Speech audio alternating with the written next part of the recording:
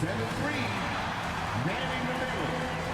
Number one, Victor Wembanyama.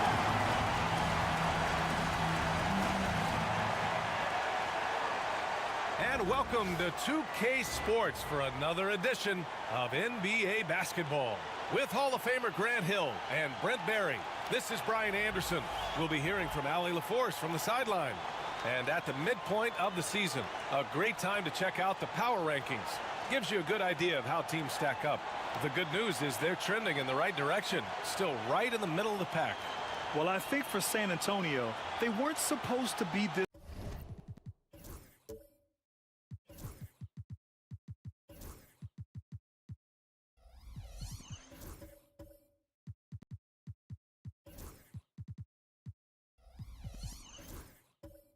Good this far into the season. The question everyone is asking, can they keep it up? Let's take a look at our starters for Sacramento. We've got Jared Allen, Amen Thompson out there with Peyton Pritchard. Then it's Thompson, and it's Tatum in at the 4. And for the Spurs, we've got Barnes, Wembanyama out there with Bobby Portis. Then it's Austin Reeves, and it's Fox in at the point guard position. We are right in the middle of the year, Brent. What's the biggest challenge for coaches right now? I think the biggest challenge, BA, is just keeping your team engaged. You've asked a lot of guys at this point physically and mentally. Some guys are in a place where they're playing and everything's all good, but it's really those guys who are still looking for their opportunity. You have to continue to build those relationships so that the bond of the team is going to push you forward to get the best out of everybody. And so it's San Antonio with it. Just 2 to shoot. The shot by Reeves, no good. Here's Pritchard. He's covered by Fox. The 3 is up. Sends it home from three-point land. Oh, how about the pass here from Tatum? Great at involving his teammates. Time now to hear from our reporter, Allie LaForce. Well, I had a chance to talk with the head coach for the Spurs. We discussed just how difficult Jason Tatum is to guard and what he wants his team to do against him. And Coach told me he's a very talented and polished player. I told our guys to stay in front of him, don't fall for the pump fakes, play smart and under control. It's easier said than done, but we'll see if they're up to the task. Guys, back to you. Okay, thanks, Allie. That one falls. Really, he's improving so much in his decision-making and delivering passes.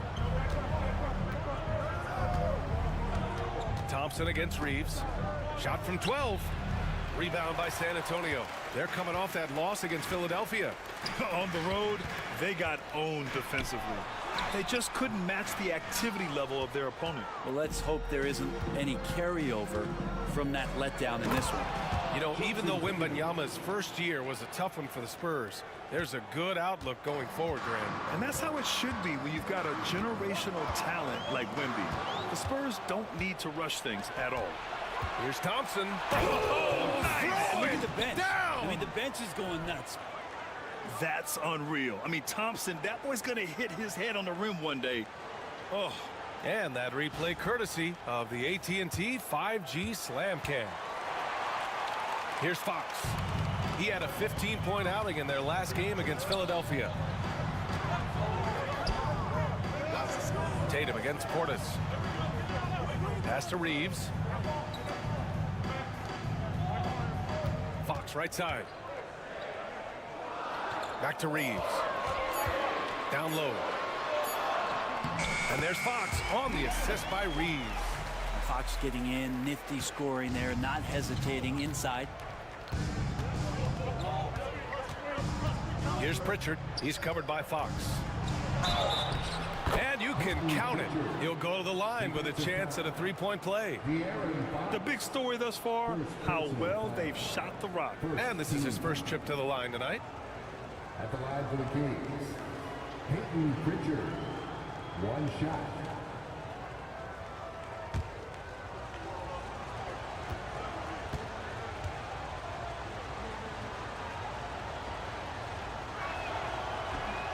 And that one misses.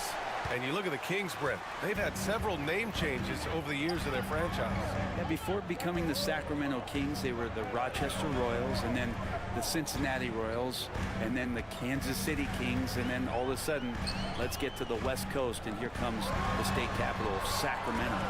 It's not really affected the winning, though, has it, BA? And here's Reeves outside. Pure from three-point range. Reeves has got 5 now. And that's what they want to do. Get him open looks early. Here's Pritchard. He's covered by Fox. Pritchard, the pass to Thompson. And he was camped in the lane there. He gets a 3-second call. Looking back at last season, the best when it comes to shot blocking.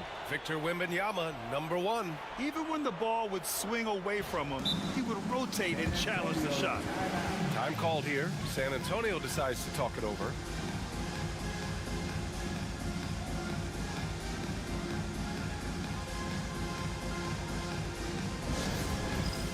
It's time for Dance Cam.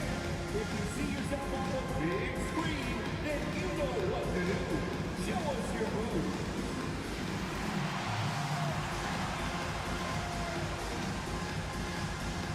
Get down.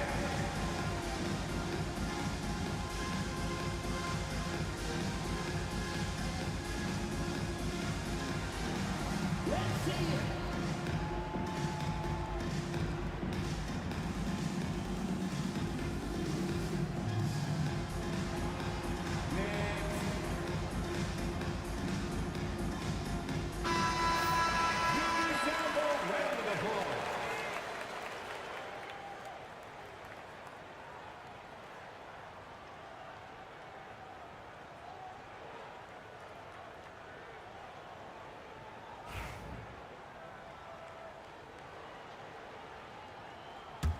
Spurs trail by 4.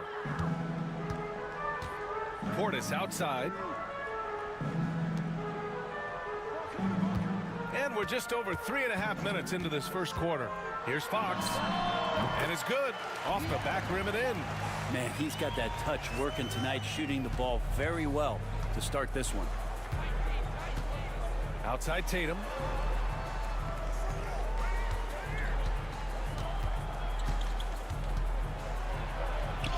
Oh, it's blocked by Wembanyama. With great mobility in the 8-foot wingspan. Yes, 8 foot.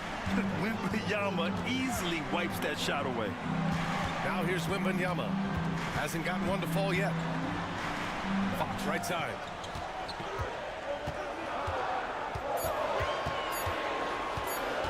From about 16, that shot is off. That's a shot he'd like back. He's usually going to make those. Oh, got a piece of it. The rebound by the Spurs. This is the first they're seeing of Sacramento. And one thing about Harrison Barnes, Brent, he is efficient on both ends of the floor. Yeah, it just feels like Harrison Barnes is one of those guys, BA, that's super steady, right? You know what he's going to do on a nightly basis, the shots he's going to take, and he has confidence in every one of those shots that he gets. So committed to both ends of the floor and a real team helper. Here's Tatum. It's hauled in by Wembanyama. For him, it's harder to miss that shot than it is to make that shot. I think he was anticipating a bit of a bump there. And so ball out of bounds. Thompson touched it last. Saric checks in for San Antonio. Miller comes in for Barnes. Hayes is checked in for the Kings. Jerome comes in for Pritchard.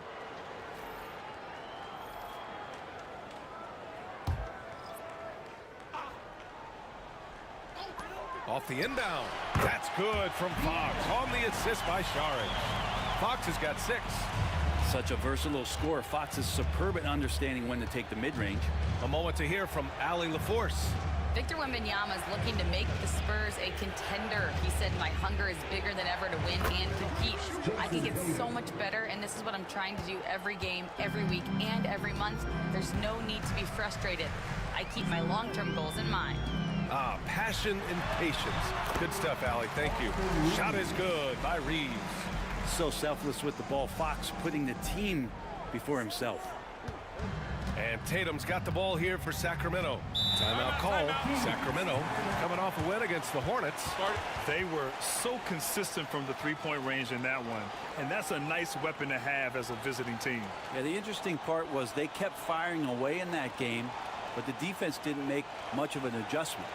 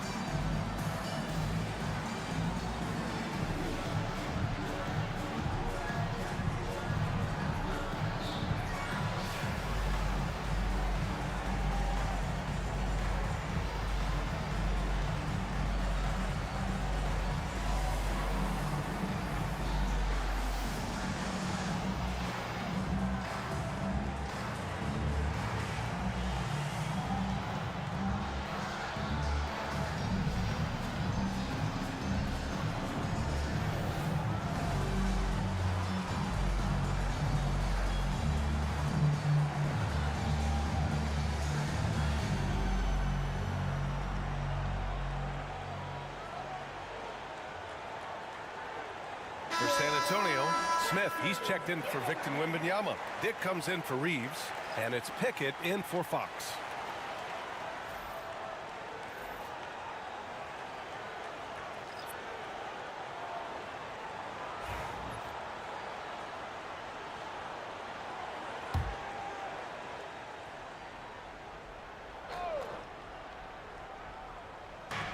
Jerome on the wing.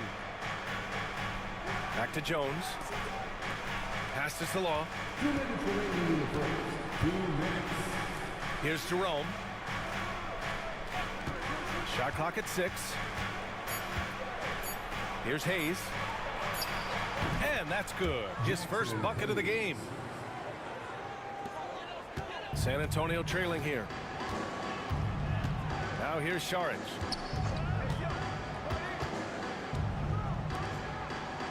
Picked by Smith. Here's Pickett. Oh, and there's the whistle on the shot. So 2 free throws for him coming up.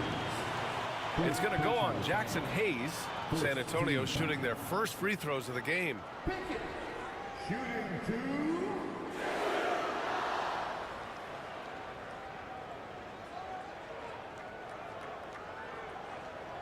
Take a break. Take a break. 2 shots.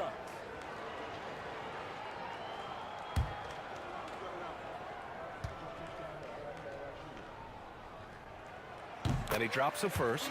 And Brent, the Kings have the pieces to compete and finally creating some stability. Yeah, after that 16-year playoff absence, just being a factor in the West has Sacramento and their fans really, really exciting. Again, the pieces are there. Will they push it this year to get back in the mix? Both shots good from the strike. And for an up-and-coming San Antonio Spurs team, Grant, what's the key for them in your mind? I'd have to say, B.A., that it's patience. You know, young guys need time to develop their game and learn from experience. You can't expect people to become stars overnight. Ooh, stolen by Smith. To the inside. Parked it down low that time. Got hit with the 3-second call. And we have a chance to take a look at the teams that are wreaking havoc with their defense this past month. The Spurs, number 1. They've been playing great lockdown defense over the past month. They close out on shooters extremely well and do not allow easy looks. Pass to Spencer. 54 seconds left to play in the first quarter. Here's Jerome. Here's Spencer, guarded by Dick. It's tipped.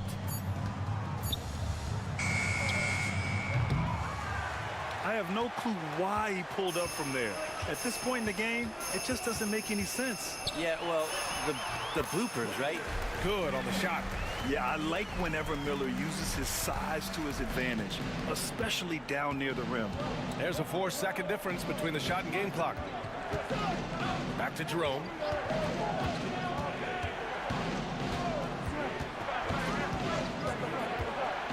To the middle. Outside Jones. Pass to Salon. Late clock here. The Kings need to get one up. In transition. Here they come. And here's Šarić for three. No good on the shot. 1 quarter in the books. And it's been a close one. Spurs out in front. They lead by a bucket. After this break, we'll be back with the start of the second quarter on 2K Sports.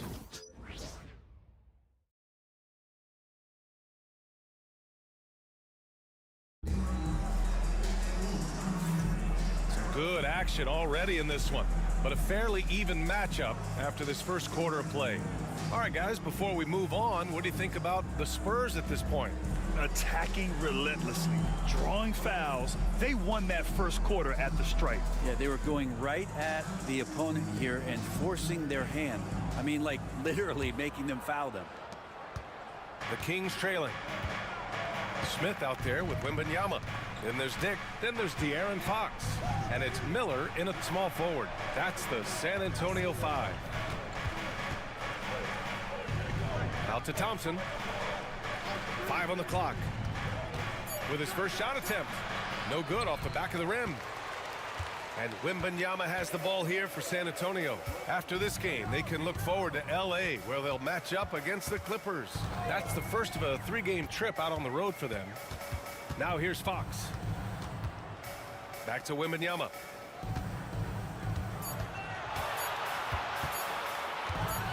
Over Hayes. The rebound by Jason Tatum. Well, Sacramento is shooting 54% from the field so far in this one. And Grady Dick gets a whistle that time. That's his first foul of the game. Well, Grant, we know non-shooting big men can clog the paint. But if they know where to move off the ball, that certainly helps. Yeah, you know, big men who know those circle actions, like flashing to the open spot when their man gives help, they often end up with easy looks inside. Harrison Barnes, he's checked in for San Antonio. Reeves comes in for Miller. Now here's Thompson. He had a 12-point outing in their last game against Charlotte. Stolen by Wembanyama. It's a 3-on-3 fast break. Here's Fox. And it's out of bounds to the Spurs as San Antonio retains possession.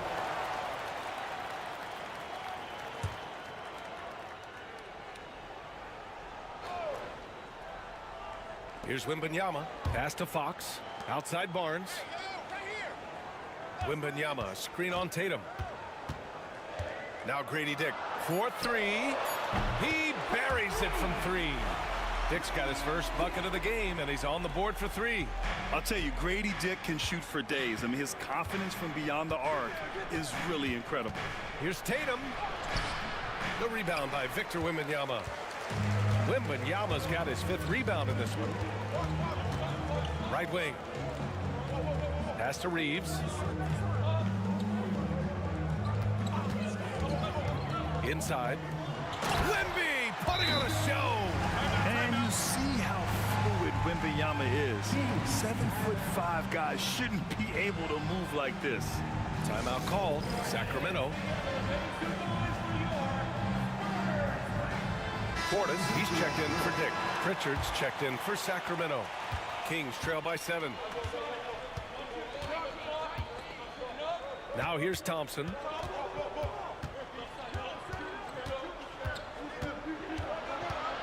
Outside Tatum. 6 on the shot clock. Tatum showing off the strength. And watch how Tatum navigates the contact. Just one of the many go-to moves for him in the paint. Left side, Wembanyama. Portis outside. Pass to Reeves. Now Fox. Now here's Wembanyama. Hounded by Tatum. And there's Wembanyama. That's good on the assist from Fox. Fox has got his third assist of the night. The confidence that Fox has shown in his shot has skyrocketed the last few years, Brent. Yeah, the combination, BA, sometimes of you working on your three to gain confidence, but the coaching staff also telling you, go ahead and shoot that shot. I think those things have played out for De'Aaron Fox. Look, he can be streaky, but the fact that he's willing to take it is elevating his play. Now here's Wembanyama. Portis outside. Pass to Barnes. Three-pointer. That one no good. Kings trail by 7. To the paint. Thompson. And the shot is good on the assist by Tatum. Tatum's got 3 assists now in this one. You know, inside is where Thompson excels, and the concentration allowing him to finish there. Now here's Fox. He's got 6. Buries it from 3. Fox has got 9. They're shooting nearly 50% from beyond the arc, and their confidence is growing. Pritchard, the pass to Tatum.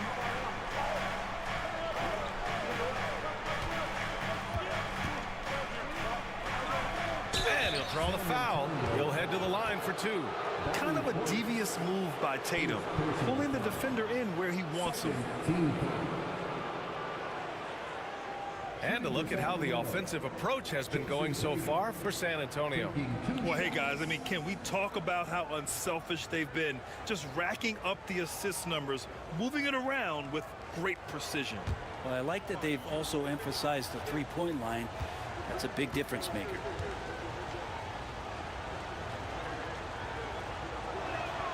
The first one falls. Just money from the line. Tatum knows the importance of making free throws.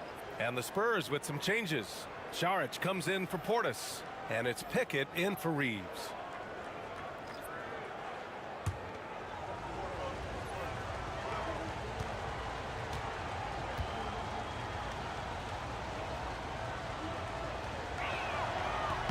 It's both from the stripe. That's what he does.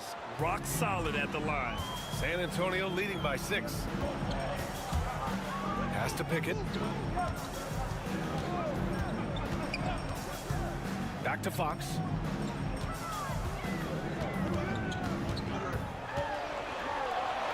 Oh, Fox!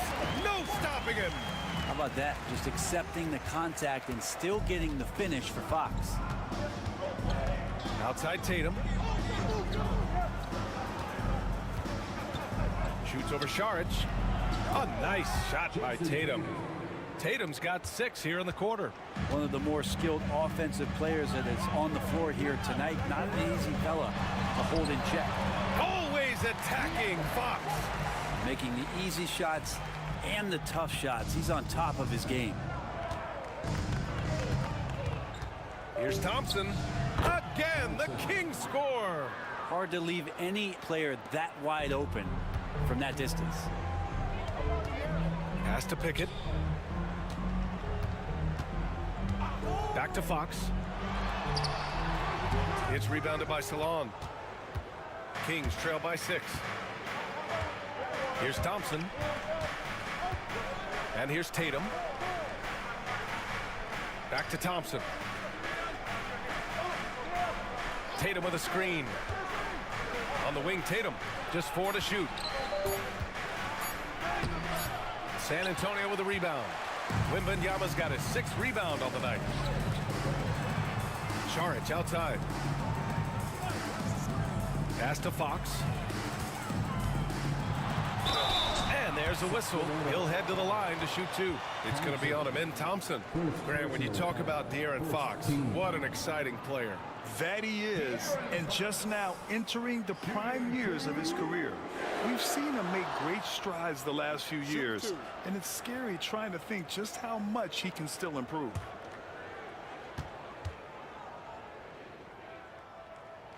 Free throw's good for Fox. It's definitely part of the game that Fox wants to work on. And these haven't been easy for him in the past. For San Antonio, Smith, he's checked in for Victor Wembanyama. And Brandon Miller subbed in for Barnes. A big group substitution here for Sacramento. Hayes is checked in for Jared Allen. Jones comes in for Tatum. Spencer's checked in for Thompson. And Jerome subbed in for Pritchard. Well, in the NBA, I'm not sure if anyone is quicker than De'Aaron Fox. I mean, when he gets going and he's moving north to south, you are pretty much helpless defensively. Time called here. The Kings decide to talk it over. Let's give it up for your Spurs Hype Squad.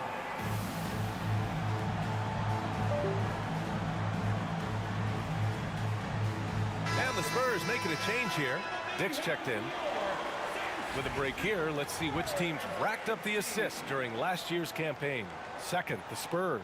You take a quick look at their assist totals from last season, and it's really impressive. A direct product of the disciplined, unselfish culture that this franchise represents. On defense, the Spurs.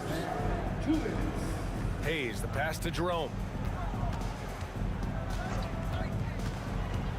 1:52 left to play in the half. Down to 5 on the shot clock. Pass to Spencer. Hayes for 3. Rebound by San Antonio. Saric, the pass to Pickett.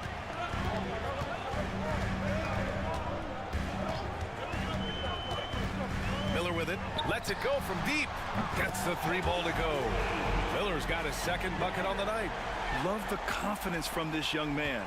Miller is so quick off the catch. Jerome on the wing. Still without a bucket. And the officials will call the illegal screen here.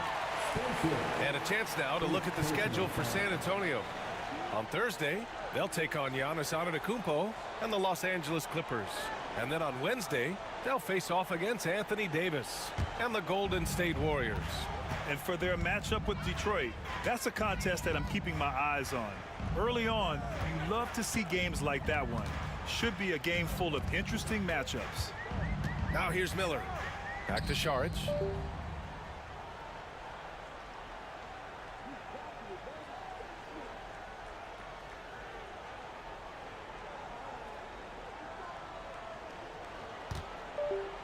Fades. Again, the Spurs score. I feel like for Saric, that is his comfort zone. He makes the defense pay for not paying attention to him. Outside Jones. Back to Jerome. Pass to Salah. And another miss by Sacramento. Let's be honest, that's not a shot he should be taking. No, he should know better. He knows that's not his game, which is why we don't see him take that shot often. Now here's Jones. 1 second separating the shot clock and the game clock. Here's Jerome.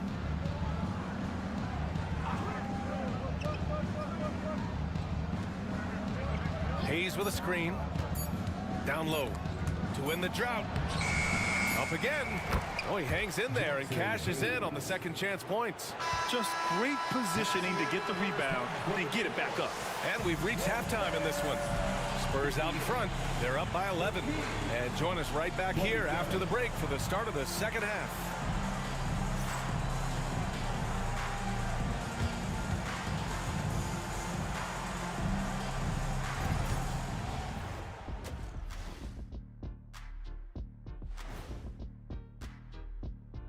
Hello, folks. Is this the halftime show? Yes, it is. Swerving off topic for a moment. I need you guys to weigh in on this. Is a hot dog a sandwich? No, man, it's a hot dog. Cheese, it's right there in the name. Well, it's got meat, correct? Right. It has bread. Right. Isn't that what it takes to make a sandwich? Stuffed between bread? That's not how it works. Every summer they have a hot dog eating contest, not a sandwich eating contest. They're different. I really feel good point. sandwiched between two great debaters. And moving on now to that first half, tough sledding so far for the Kings. They haven't been able to get anything going on the offensive end. And the lack of production doesn't just fall on the shoulders of the players. The game plan that the coaches have, it's whack. It doesn't work. Thanks, as always, for watching. Let's head back to Brian Anderson and crew for the start of the second half.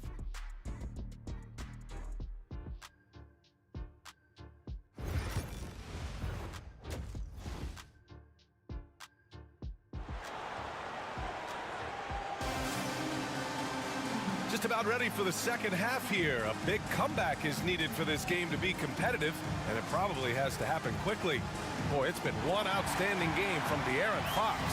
Through 2 quarters of play, he's been an excellent source of points. Yeah, he's shouldering the load right now and looking really comfortable while he's doing it.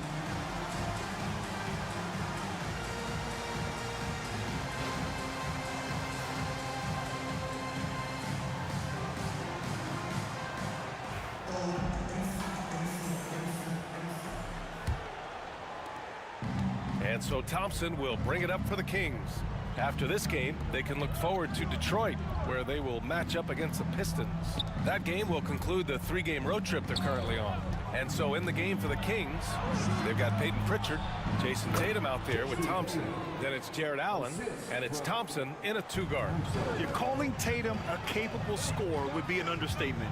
He is an elite offensive talent. Fox for 3.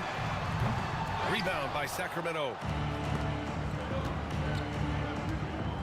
Here's Pritchard. Thompson outside. And that one goes out of bounds. Last touch by Reeves.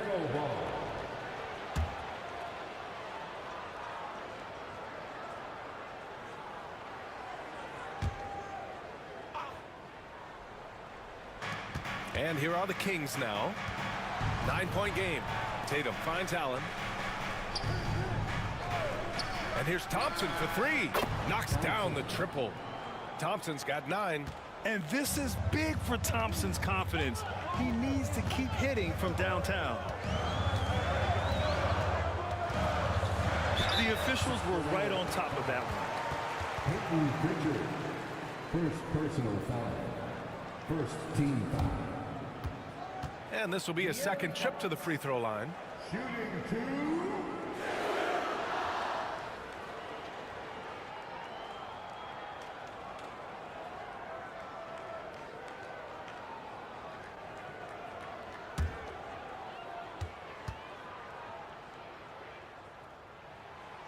Free throw's good for Fox.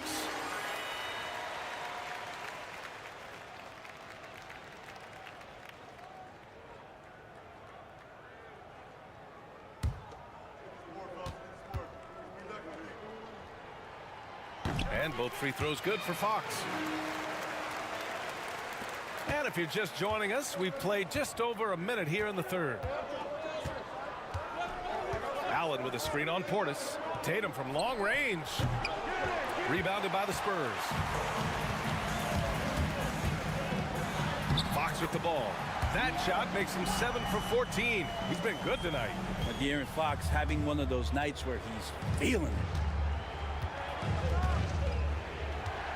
Portis against Tatum. Thompson outside. Thompson outside. Pritchard, the pass to Allen. And it's Allen who slams it home. And that size and versatility make Jared Allen so hard to defend.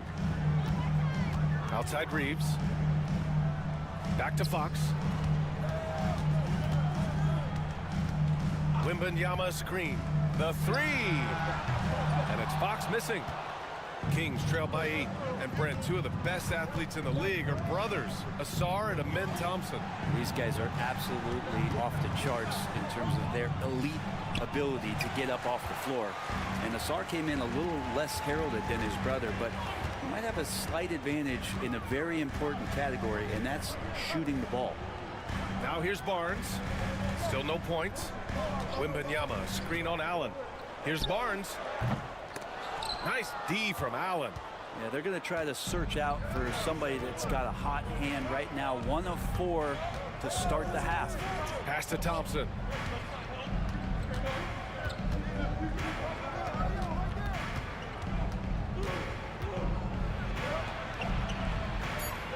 Now here's Tatum. Stolen by Wembanyama.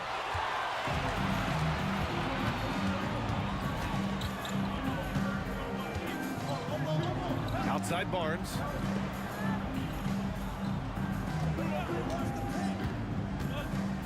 Nice move. And count that. 2 points and a chance for 1 more at the line. Pretty focused play right there from Harrison Barnes, showing he has what it takes to convert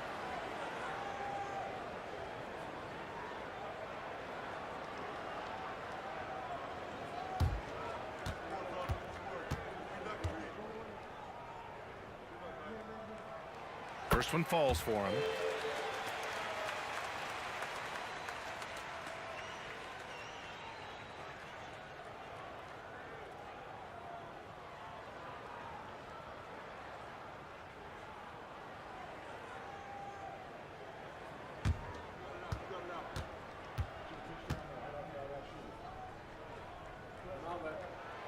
And that's good as he hits both shots. Kings trail by 7. To the inside. Throws it down, and the official calls a foul. It may be a three-point play. It's on Brandon Miller. First trip to the free throw line for him tonight. At the line for the Kings, Derek Jones Jr. Find the At the line for lanes. one. Find the lanes. One shot.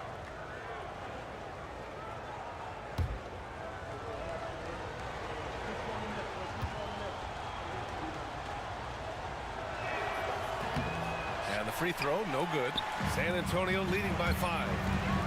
Here's Miller. Sinks that one from the post. Miller's got 7 points in the game. I just think that's trouble. You're gonna let that guy shoot layups. You're asking for it. And right away, Brandon Miller showed that he was a star in the making, Grant. Yeah, he's a 3-level scorer, B.A. He's very fluid as a player, and he makes the game look so easy. And he hasn't even grown into his body yet. Just 5 on the clock. He shoots. And he sinks that one, hitting the back of the rim on the way in. Hayes has got his 3rd bucket of the night. Here's Pickett. Pass to Saric. On the wing, Grady Dick. Here's Pickett. Uses the glass on the layup. And the Spurs lead by 7. Sacramento has gone 2 for 5 from 3 since halftime. Here's Salon.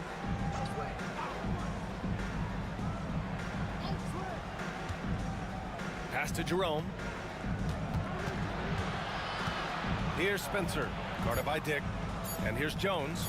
Here's Jerome. From outside, off the mark. 34 seconds left in the 3rd. Got a hand on it.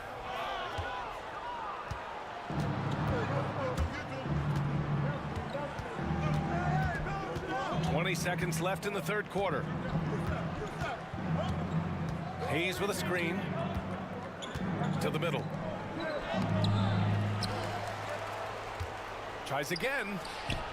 Smith with the rebound. Smith's got a rebound number 5 here tonight. The 3rd quarter comes to a close. San Antonio on top, up by 7. Don't go anywhere. The final quarter is coming up next on 2K Sports.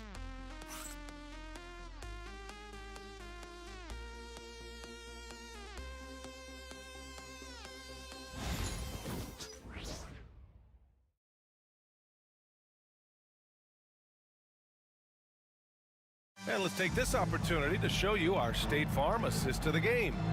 You know, I'm kind of stoked that this was a choice because I love this pass. A remarkable find. He put his court vision on full display. Well, a great job with the eyes. And what separates great playmakers, as we know, is peripheral vision. And this is it. Glad to have you along for this 4th quarter. We've got Austin Reeves, Bobby Portis out there with Victor Wembanyama. Then it's Harrison Barnes, and it's Pickett in at the 1. That's the San Antonio 5. Count the basket.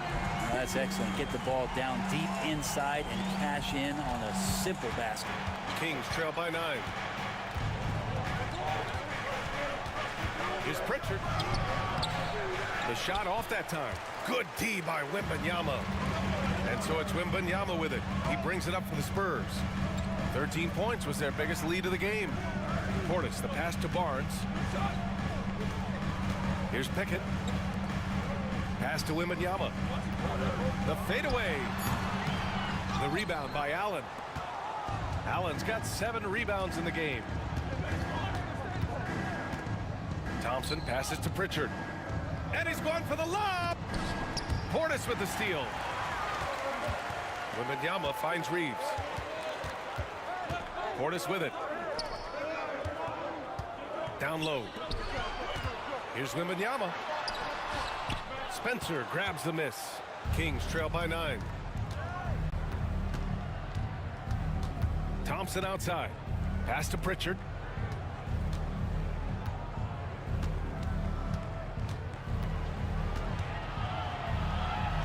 Clock at 6. Thompson outside. The rebound by the Spurs. Outside Wembanyama. Over Allen. And he tries it off the glass, but it's no good. If you told me this was the kind of game he was going to have, I would not have expected them to be in front right now. Pass to Spencer. Back to Pritchard. 2 points. That one goes. Now, I don't know if you would consider this, but he's got such a nice touch around the rim. Maybe you foul him there? A touch under 2.5 minutes have passed now here in the fourth. Here's Pickett. Oh, and that one, no question, powered it down. Oh, excellent way to pad the lead. Yeah, especially when it's your one throwing it down like that. Oh, yeah, and his teammates love that one. I'm sure he's going to hear about it when he gets to the huddle. Now here's Thompson. Allen a screen. Thompson with it. Portis picks him up. Over to the wing. Here's Pritchard. There's the three. Gets the three to fall. Pritchard's got 5 points now this quarter. That's pretty much not how they want to defend the three-point line. Somebody's got to shadow him out there. The Spurs call time.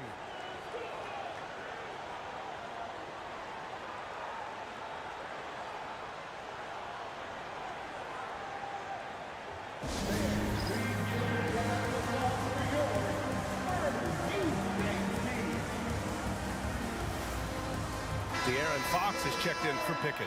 Jason Tatum, he's checked in for the Kings. Thompson comes in for Spencer. A chance here to catch up with Allie from the sideline. Thanks so much. I was able to hear San Antonio's coach going over their plan during the break. And they told the team, let's keep doing what we're doing. We're up. Do not forget that. They told their team to just relax, to have fun, and to finish this one out. We'll see if they do, guys. Thank you for that, Allie. Now here's Barnes. Outside Reeves.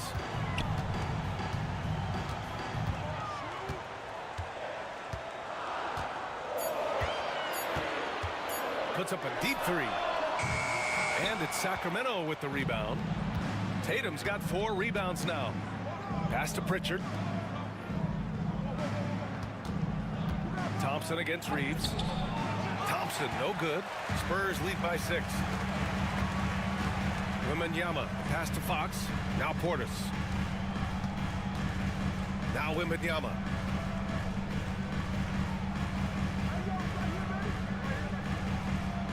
Barnes with it.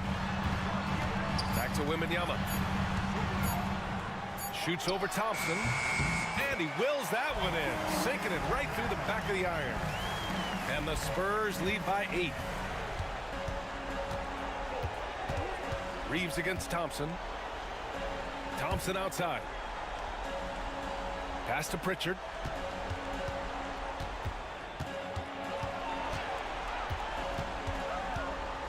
Outside Tatum. Shoots over Portis.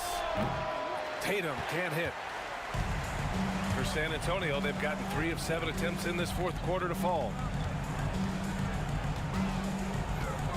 Now here's Fox. Not a lot of room. Fox hits it right through the contact. Continuing to expand his offensive game. Fox, potent scorer, and will fill it up in a hurry. Here's Thompson. And that one goes in as he's fouled. It'll be 3 points if he converts the free throws. First personal foul. First team foul. For San Antonio, Dick, he's checked in for Reeves. And it's Pickett in for Fox. The Kings also with a sub. Jerome's checked in.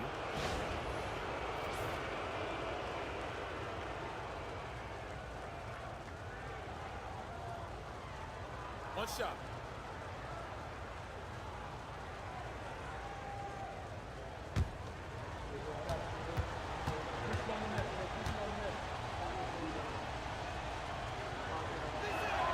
That Free throw's good from Thompson. And what I like about Thompson, along with the high-level athleticism, he has a high-level feel for the game. Portis outside. Back to Barnes. Pass to Pickett. Wembanyama screen. To the wing, right side. Portis, the pass to Pickett. And it's Jason Tatum with a rebound. Tatum's got 5 rebounds in the game. To the inside. Shoots from the line. Rebounded by Pickett. That's gotta frustrate him. He knows he should have made that one. Yeah, you can't make them all, and you for sure you'll want him taking that kind of shot. Count it. You know, it's hard to believe a guy over 7 feet is capable of moves like that. I mean, my goodness. Tatum against Portis. Fires for 3. And it's Tatum missing. He's not sure if he ran out of energy at halftime or what, but so far just not himself in the second half. Spins. Pass to Pickett. Portis outside. Left side, Wembanyama. Wow, that wiry strength of Wembanyama. There were questions about Wembanyama's strength coming into the league. No problem with the contact here. Tatum with it. Over Portis. And good. Got the friendly bounce off the right side of the rim. Tatum's got 19 points.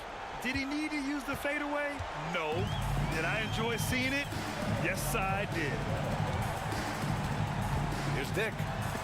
And so ball out of bounds. Thompson touched it last. And San Antonio making a change here. Fox is checked in. Spencer's checked in for the Kings.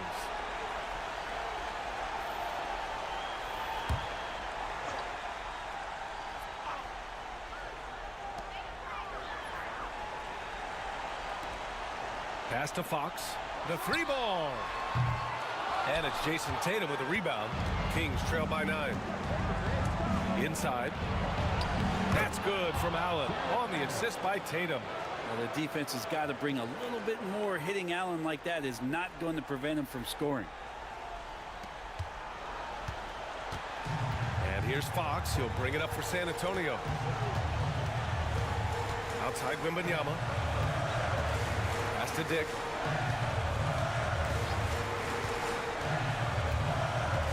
Six to shoot. Here's Fox. Goes up. The rebound by Allen. At this point, it just feels like it's over. You want to keep expending energy, or do you want to start thinking about the next one? They double team Tatum. Here's Spencer. No good on the 3. On offense, here is San Antonio. They lead by 7. And here's Fox.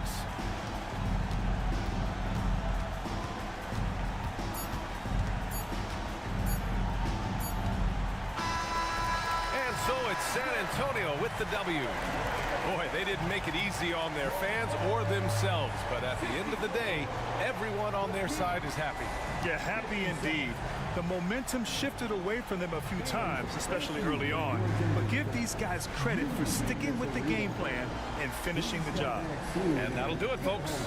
For Allie LaForce, Grant Hill, and Brent Barry, this is Brian Anderson thanking you for watching tonight's game.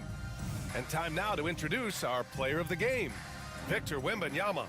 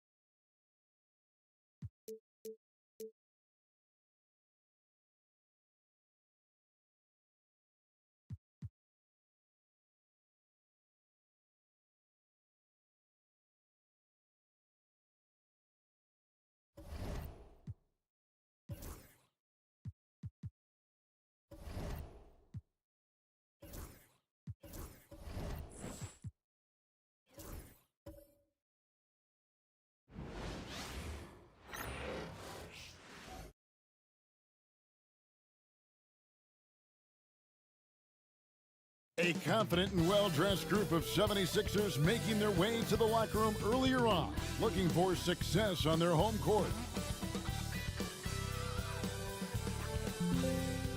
It's the NBA on 2K Sports. Moments away, it'll be the Philadelphia 76ers going up against the Los Angeles Clippers. This is Kevin Harlan along with Clark Kellogg and Greg Anthony. And of course, David Aldridge is joining us tonight from the sideline. And for a look at how the competition stacks up right now, here's the latest edition of the Power Rankings. They tell a great story. They're stuck in neutral, unable to gain any.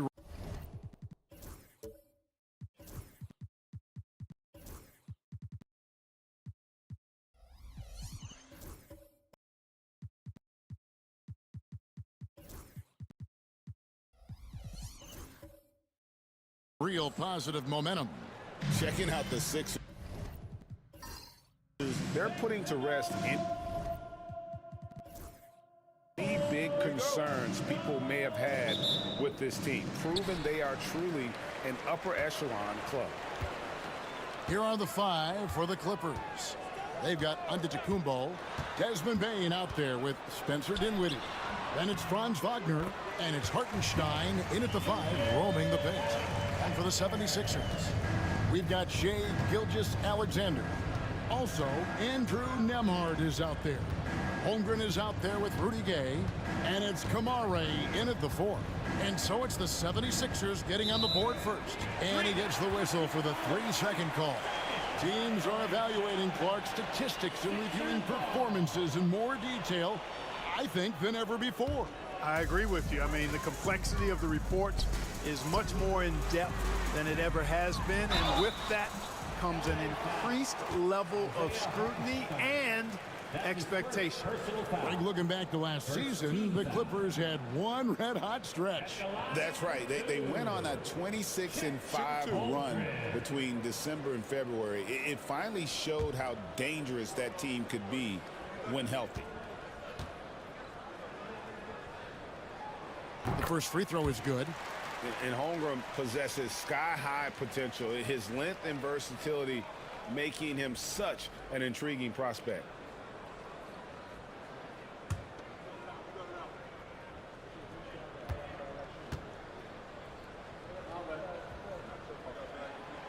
No good on the second free throw. And Nick Nurse, Greg, the 26th head coach in 76ers franchise history. And Kevin, known for his creativity and that outside-the-box thinking, I think it's a good fit with this forward-thinking front office. Antetokounmpo, no good. And Gilgeous-Alexander's got the ball here for the 76ers. It's a three-point game. This, their first look at this year's Los Angeles squad. And we saw how competitive and entertaining the season series was between these two terrific teams last year. Exactly. They split the series, Greg. Two elite teams and conference foes renewing that rivalry tonight. Clark, the last piece of the puzzle for Giannis Antetokounmpo, winning that 2021 NBA title. And you know, Kevin, think about this. When Giannis got that ring, he also had 2 MVPs, a Defensive Player of the Year award. Man, that's accomplishing a lot at just 26.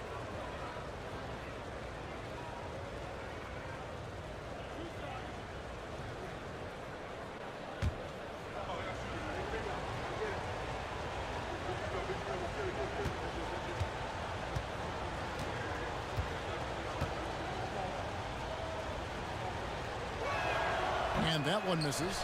You know, you were talking about Giannis. He can put up 30 a game without taking many shots from the perimeter. That's a tall order these days, especially because he gets doubled every single time.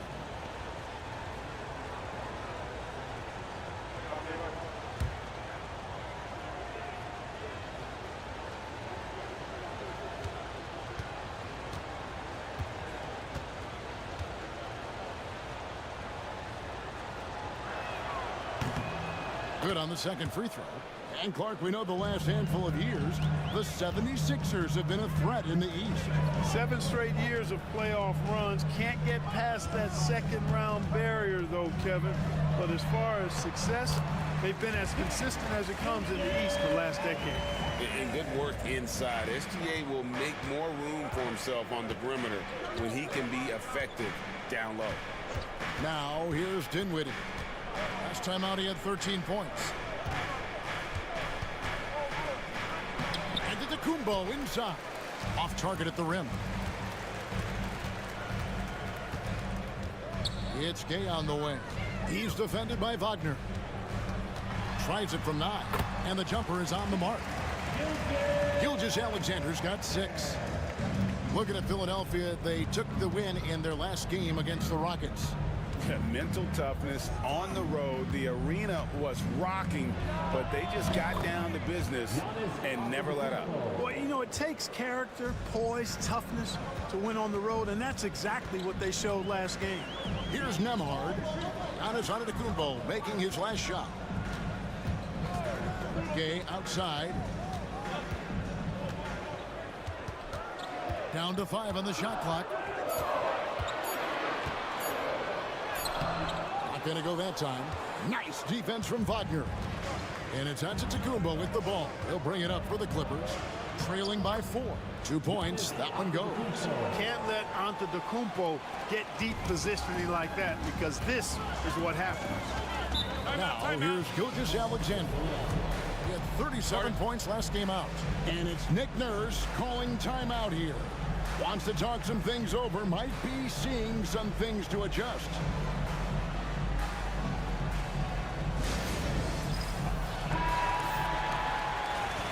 Let's bring up the 2K leaderboard and see which teams made the most of their opportunities on the offensive glass this month. Fifth on the list, the 76ers. And they've really put an emphasis on offensive rebounding. And, guys, it's paying off. The second chance points are coming in bunches.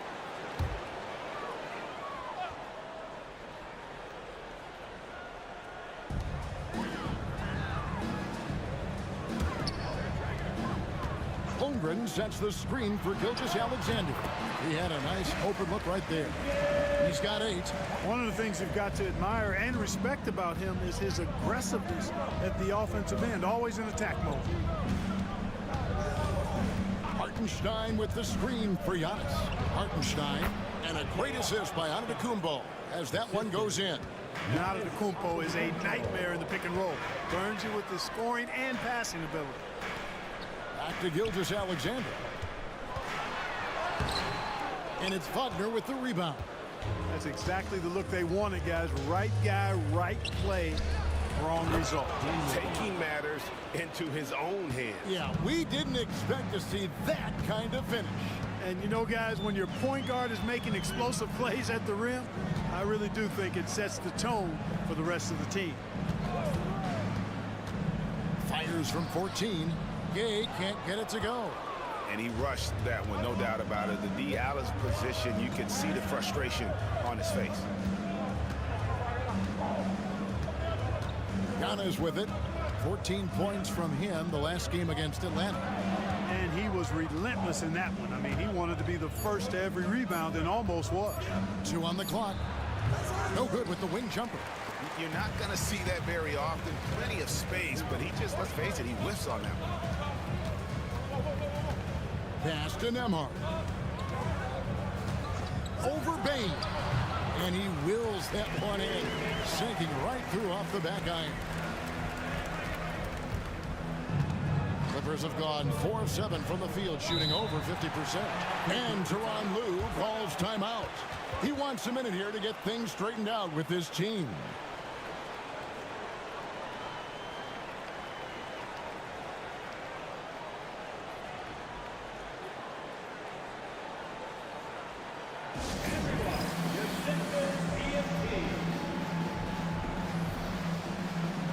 And the 76ers with a completely new group now. And Los Angeles with some changes.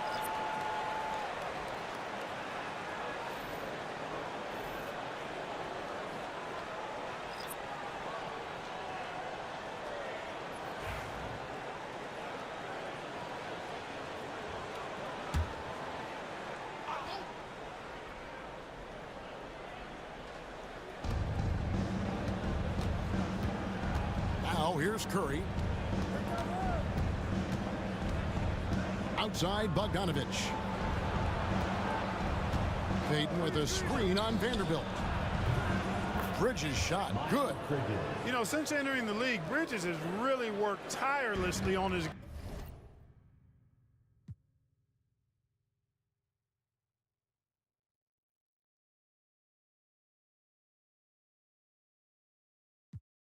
game, especially.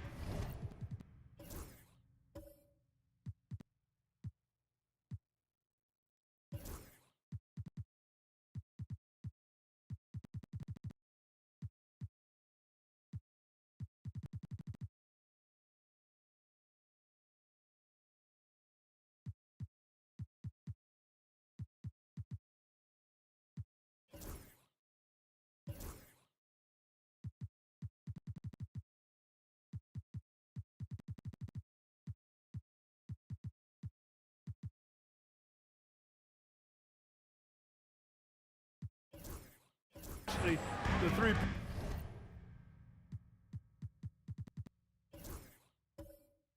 shot, and you see the results of that labor. Now here's Vanderbilt, and here's Prince outside. A shot off that time. Now here's Curry. Defense is right there. Payton passes to Bogdanovich. Back to Payton. Pass to Post. Good on the baseline, Jay. And when he rises up, he knows he's probably going to get a clean look. It's a matter of executing. You know, for me, it doesn't get any better than seeing big fellas who can use the mid-range jumper to their advantage. And Philadelphia has possession. The Clippers getting the bucket.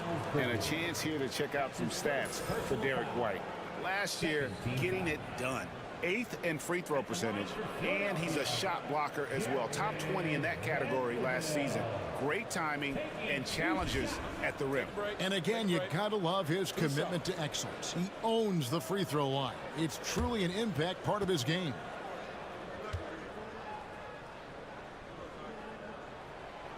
And he knocks down the first one. And the Clippers making a change here. Buffkin's checked in.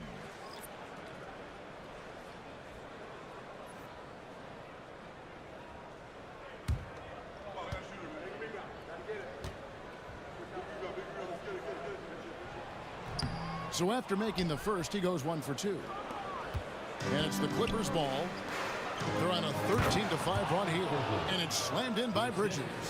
Perfect communication and timing on that alley-oop. Bridges saw the opening and then bounced right to the rim. 1:35 left to play in the first. Prince's shot is good.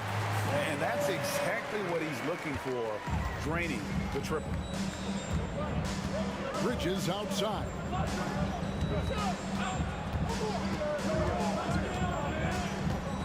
Pass to Buffkin.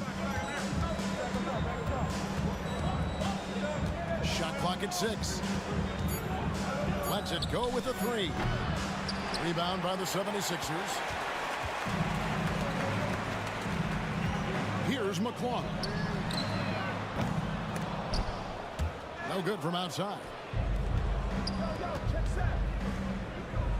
Here's Buffkin. He has yet to score.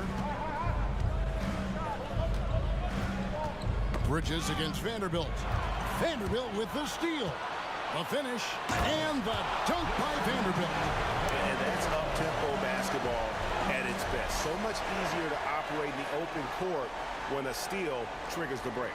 And great camera work showing up on the AT&T 5G Slam Cam. Here's Buffkin. In the corner, it's Bridges. Payton with the screen for Bridges. And Jordan sends it back. Hey, get that weak stuff out of here. Take it home. Jordan is fantastic at rejecting those kinds of shots. Always good to get another look at a terrific defensive play. You can almost feel the mindset he has. I mean, when the game's this close, he's going to bring it at that end of the floor.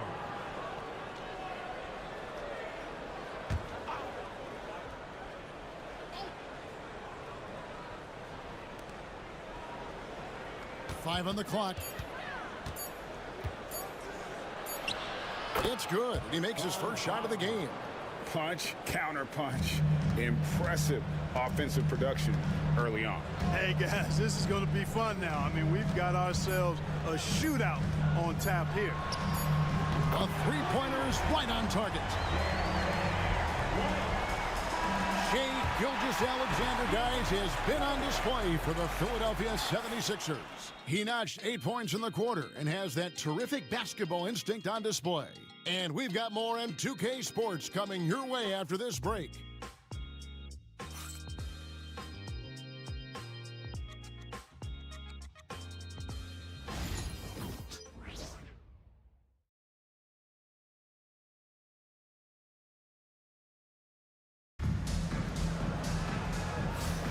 And close game underway so far. We'll see if either of these teams can jump out in the second quarter. And looking at what we've seen from the 76ers, what do you guys think? Showing a lot of confidence in their rotation. They went right to that bench when they needed points. And you know, when the bench is playing such a big role early, that certainly allows the starters to stay fresh throughout the game. Clark, how much weight do players put on individual awards or something like an all-star nod? You know, I think players always have a level of respect for each other, but awards help validate your level of respect. How you win, how you perform, consistency, and awards are typically well-earned and well-deserved. As a matter of fact, in most cases, they are well-earned and deserved, and players acknowledge that and respect that. Setting the floor for the Clippers. Antetokounmpo is out there at Bogdanovich. And it's Franz Wagner. Then there's Desmond Bain. And it's Dinwiddie in at the point. The 76ers lead. Now Nembhard.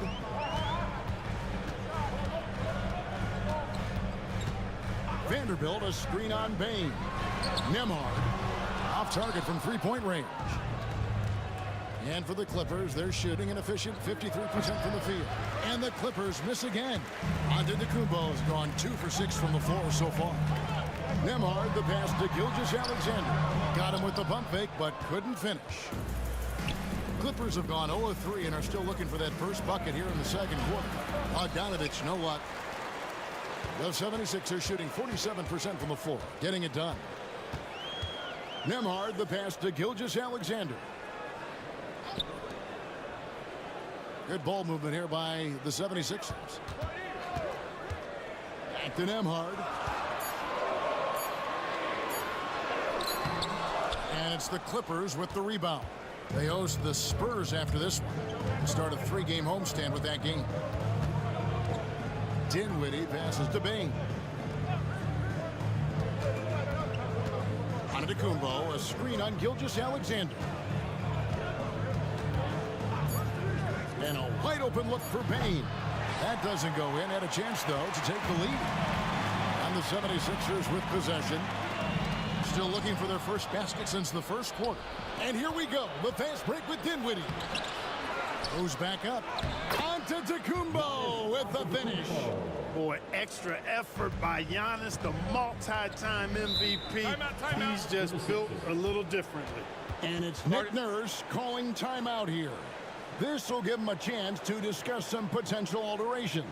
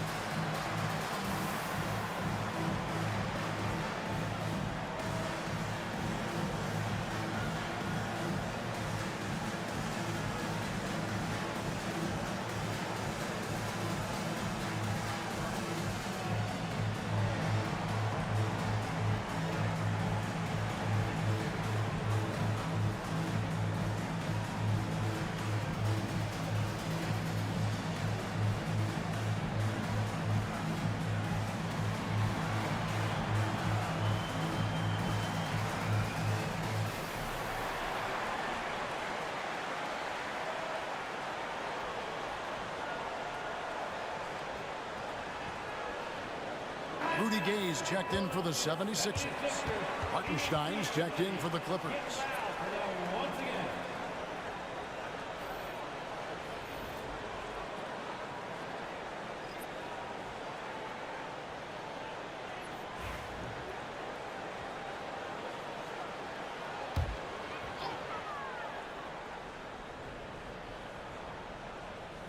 And here in the second quarter of action with a hair under 2.5 minutes played so far.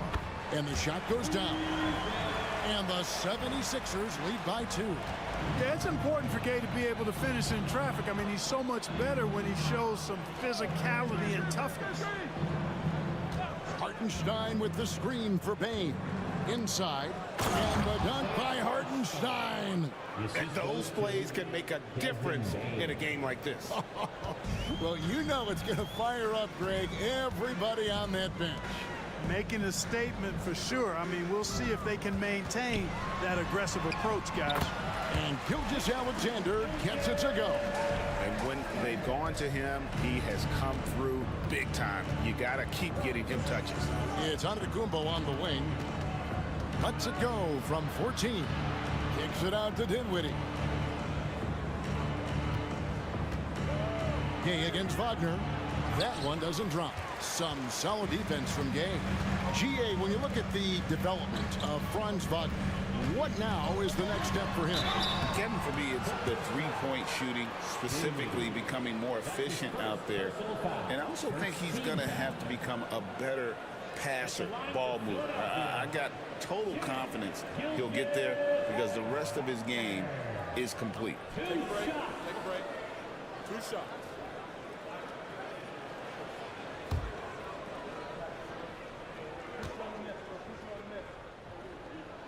The first one falls. Greg, seems like we always talk about Shai Gilgeous-Alexander's offensive side, but when it comes to deflections and steals, his defense, he's one of the best. Yeah, his two-way ability is sometimes overlooked in the mainstream media, but people in the know how good of a defender he is. Gilgeous-Alexander hits them both. Just solid, really one of the very best there is at the free throw line. Outside Curry.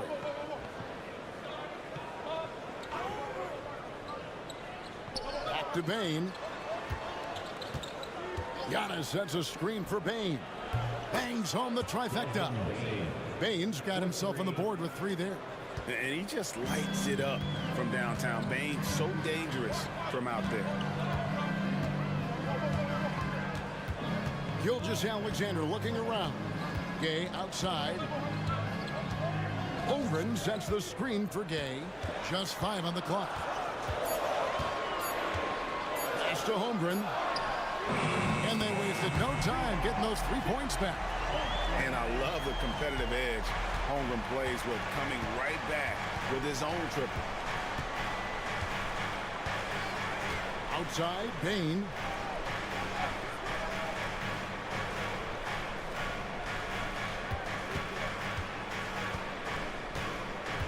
Back to Curry.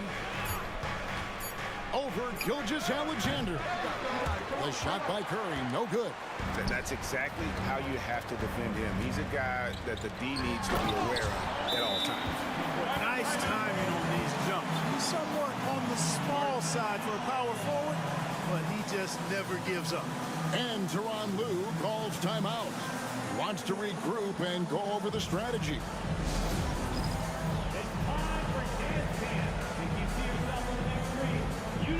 So both teams making some changes here. While we have the time, let's take a look at last season's best transition teams. 5th on the list, the 76ers.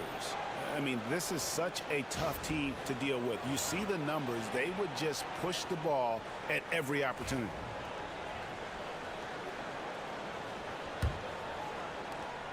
Clippers trail by 6. Outside, Payton. Pass to Bridges. One thing you know you're going to get from Bridges, he can really score. That has never been a problem for him. He's always been able to put it in the basket. He's got a really good feel and stays in attack mode when he's on the offensive end. 2 shots.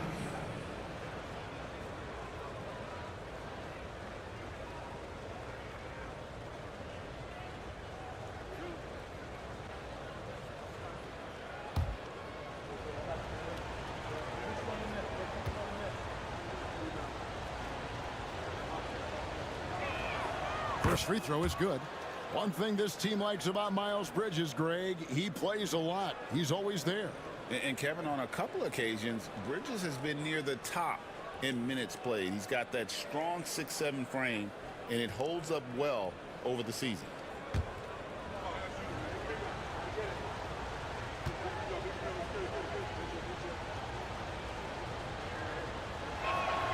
Good on both. You know, one of the things that endeared Miles Bridges to his college coach was he was a superstar in talent, but played with the blue-collar mindset. Holmgren with a screen on Payton. Unloads from 13. And the 76ers tack on 2 more. And that's definitely a shot that he has in his arsenal. And here is Curry. Hasn't made one yet. Bane against Prince. And they pick up 2. Striking fast inside. Bane isn't going to miss a chance at a look like that. Bridges against Holmgren. Philadelphia moving the ball around. Over in the corner, White. 6 on the shot clock. Holmgren in the corner. Misses the 3. Clippers trail by 4. Deflects the pass. Holmgren with the steal. Pass to White.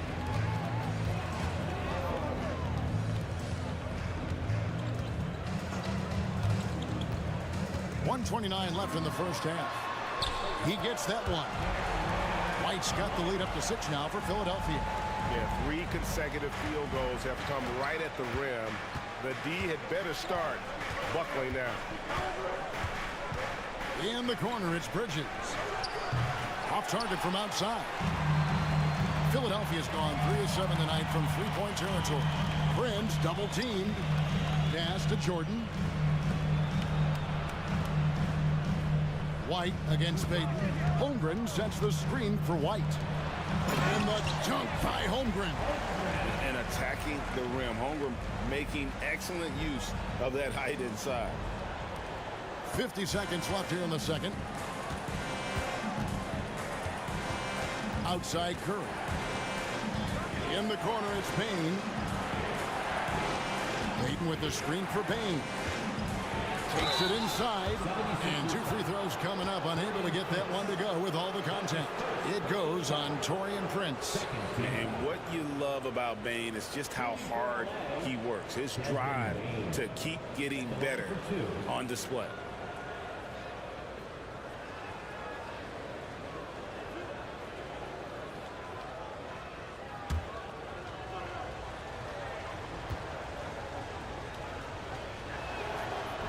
He's off on the first. And every year, and Greg, we agree, Bane seems to get better and better as a playmaker.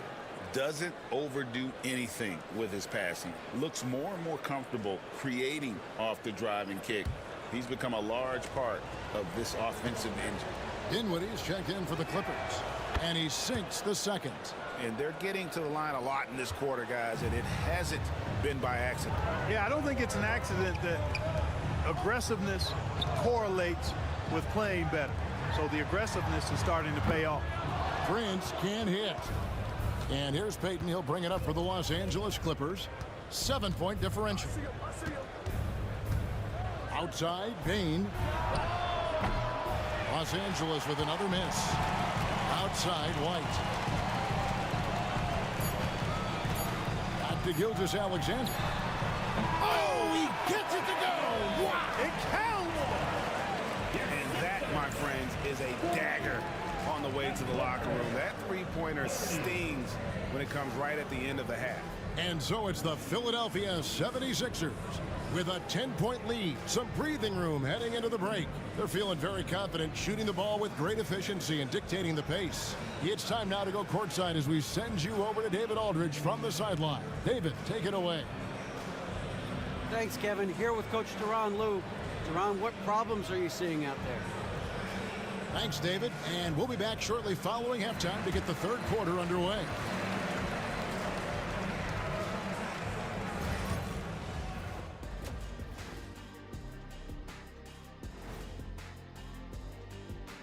Hey there, everybody. Shaq says hi. Kenny says hi, too. Yes, we are in the midst of the NBA season and a perfect time to see how things are coming together in the West. Looking at Philadelphia, they've been hanging around the upper echelon, playing with good energy. Feels like the chemistry is right with this team. They put themselves in the championship discussion. Shifting back to that first half of play, let's focus on SGA. Man, is he off to a strong start. I got to shout out Gilgeous-Alexander tonight. He's making the defensive effort that the other team is displaying look college level. He's using his speed, his agility, and he's doing great tonight. Oh, yeah, he's chopping it up out there, just like Ernie in the kitchen. Ooh, Ernie, you in the kitchen? Yeah, stay away from those sharp knives, boy, I tell you that.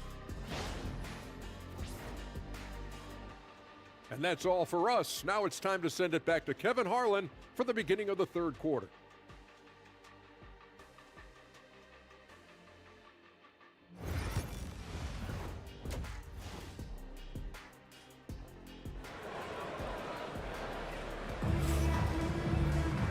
we've got third quarter of basketball for you. 2 quarters in the books.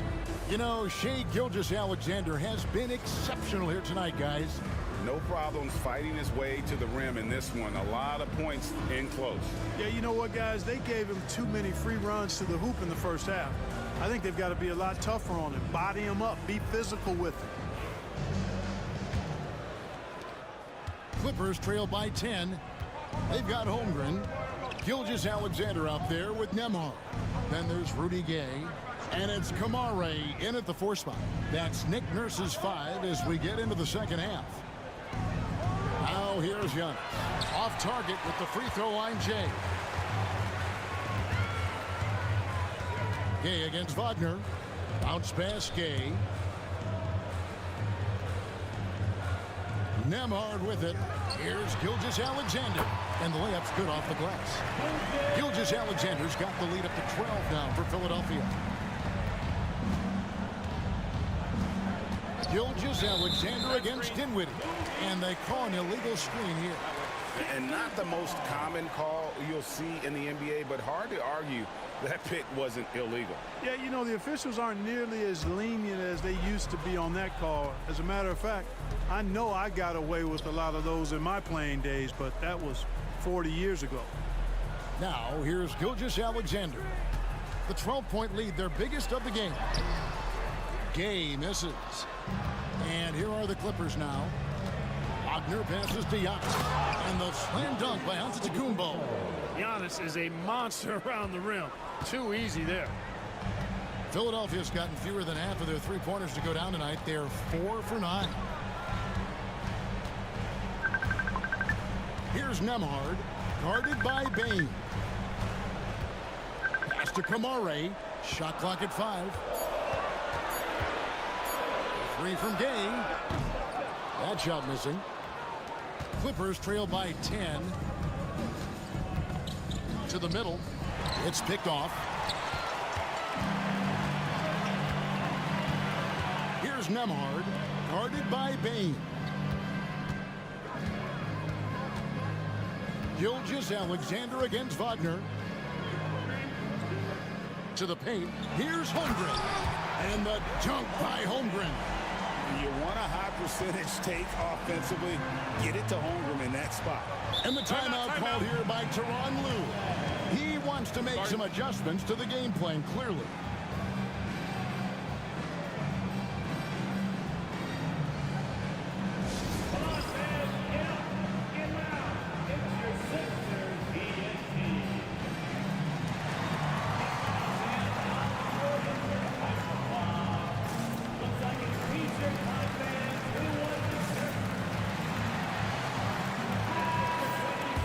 While we have a second, let's show you the list of players who put up the most points last year.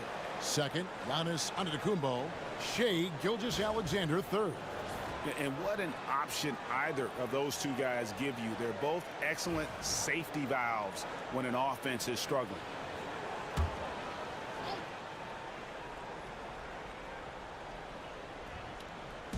And it's the Clippers with the ball. Down by 12. And so Antetokounmpo looking over it. 6 to shoot. Unloads from 13. Los Angeles with another miss. The 76ers leading by 12. Gay drives in. Can't hit that one. Nice defense from Wagner. And he's trying to shoot his way out of it. You know, they have the lead, but honestly, I think it might help if he be a little bit more selective tonight. I can't find an excuse for letting Dinwiddie get this positioning inside. I mean, once he has it, you're toast. And it's Nick Nurse calling timeout here. He's made the decision. He wants to huddle up with his guys.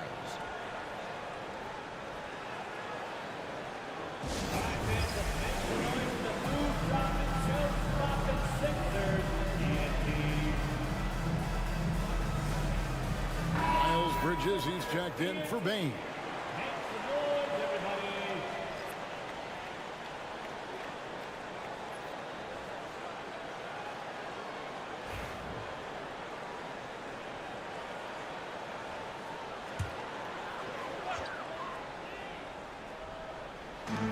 Second half of play, and we're 3 minutes into the third here. Some nice ball movement here by the 76ers. Here's Gilgeous-Alexander. That shot is good. He has made 8 while missing only 4. That's 67% shooting. And this is SGA's role. He's out here to score and score often. Now here's Giannis. He's got 9. Can't connect from short range. You know, he looks a little off kilter to me this quarter, still trying to find his rhythm. And Gay, just so difficult to guard. Skilled with his ability to shoot it and still explosive at attacking the rim. This is his first chance at the line tonight. That's good from Rudy Gay. Greg, we see the NBA fining players for certain actions or statements. Multiple offenders are always going to be under the microscope.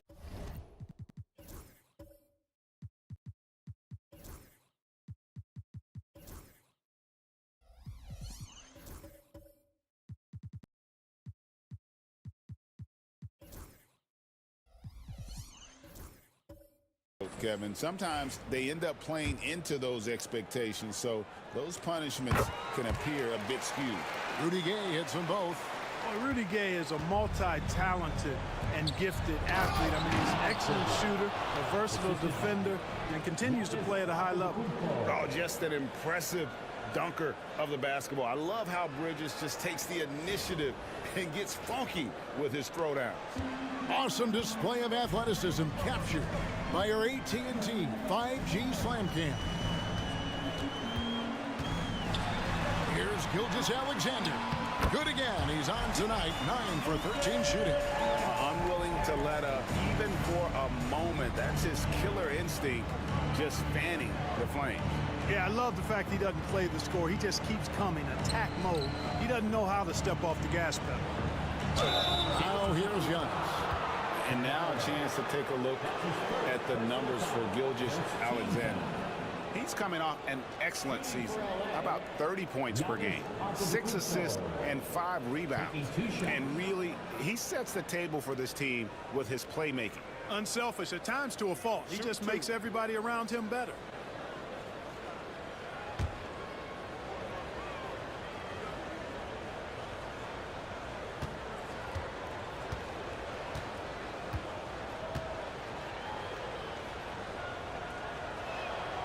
That's good from Antetokounmpo. A multiple-time MVP. You know, what's really scary is that Giannis feels like he can keep getting better, and more importantly, he does the work to get better. Gary Payton is checked in for Dinwiddie.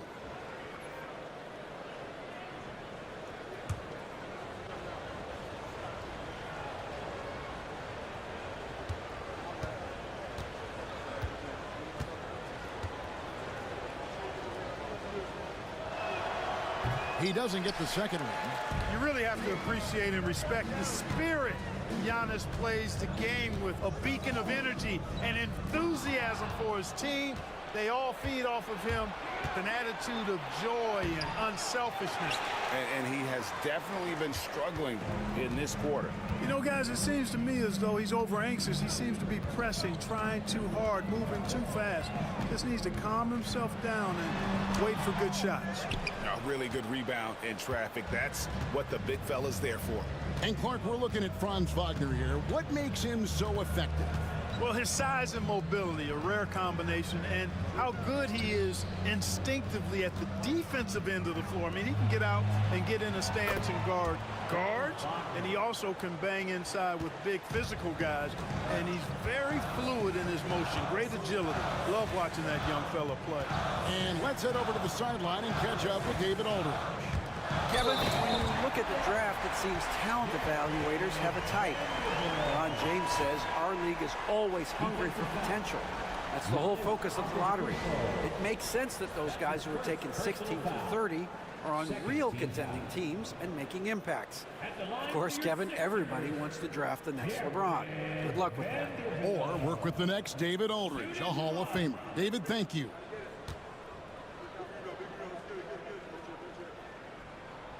And that one misses. And Wagner's got the ball here for Los Angeles. A 12-point game.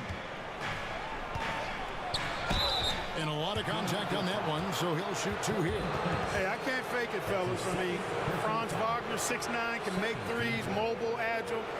I'm actually glad I'm just sitting back watching these guys instead of trying to guard them. And a chance for just a second to check out the scoring breakdown for Philadelphia. They've shown no let-up. Penetration, knife it inside. The defense has to tighten it up if they want to slow this team down. And the thing I've seen that I've really been impressed by is they've gotten everybody involved. Unselfishly making that extra pass, getting that ball to the right guy at the right time for the good shot.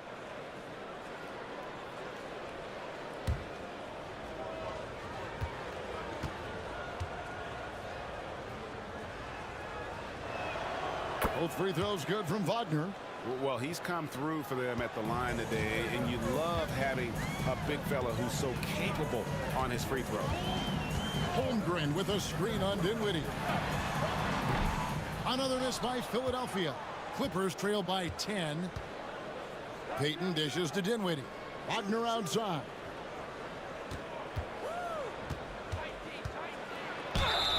And foul on the shot, so he'll get a chance at the line.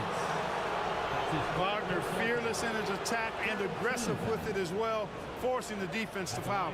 He'll take his 3rd and 4th free throw shots of the game right here. Wound up shooting 85 from the line a season ago, which is an exceptional percentage. Yeah, you know, that was one spot where they didn't have to worry about him at all. I mean, at the free throw line, he was automatic. And the first one drops. Starting to find a rhythm from the line now as they try to cut into this deficit. And the 76ers making a change here. Nemhard's checked in.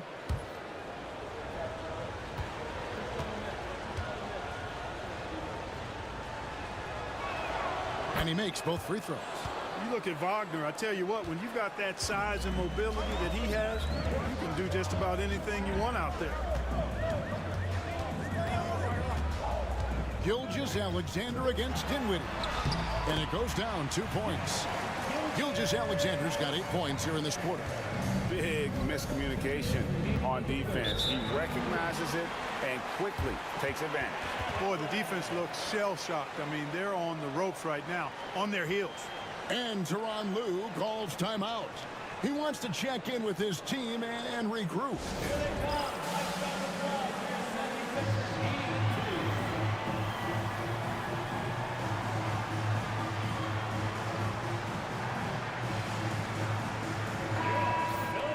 And here's the 2K leaderboard with the list of the league's top shot blockers from last season. 5th, Chet Holmgren. And shot blocking is the element of the game that I think he cares about the most. That's where he puts in that effort and energy.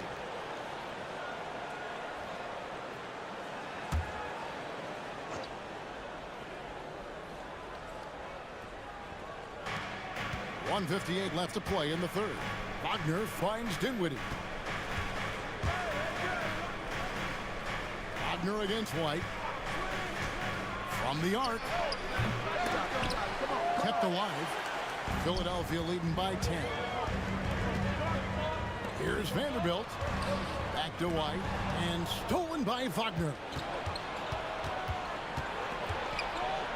Bridges outside. Dinwiddie outside.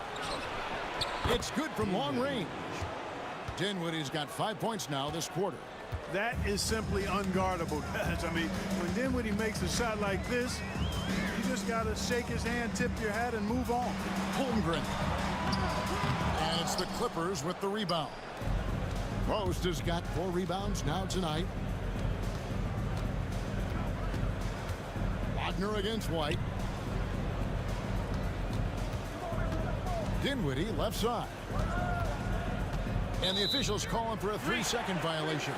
And they were 2nd in the league in terms of fewest turnovers. Just a smart, heady group out there that doesn't beat themselves. And last season, everything started with their defense. You mentioned their #1 ranking in steals. The pressure they put on opponents was nonstop. Baines checked in for Los Angeles. Gilgeous-Alexander against Dinwiddie. Outside, Gilgeous-Alexander. Takes it off the glass. Gilgeous-Alexander's got 10 points here in the 2nd half. They should continue to get the ball inside. The defense struggling to contain them. And when you make 5 in a row in close like that, it also takes pressure off your perimeter guys, too. Now, here's Dinwiddie. He's got 7. Payton with the screen for Bridges. Just 5 to shoot. Wide open shot is on the money. Bridges has got 11. Pick works well there. Not much resistance from the D. Yeah, that's not the defense you need. You got to be tougher defensively. Here's Gilgeous-Alexander, and he banks in the layup. And the 76ers lead by 9. I mean, already hot coming into the game. Is it fair to say he's hotter? Well, that might be fair, but I wouldn't want to take away from what he did in that last game. I mean, let's just say it's a pretty nice run he's on, no matter how you decide to frame it up. Shai Gilgeous-Alexander, guys, has been on display for the 76ers. That quarter had to take a lot out of him. He racked up 12 points. We've got more in store for you right after this.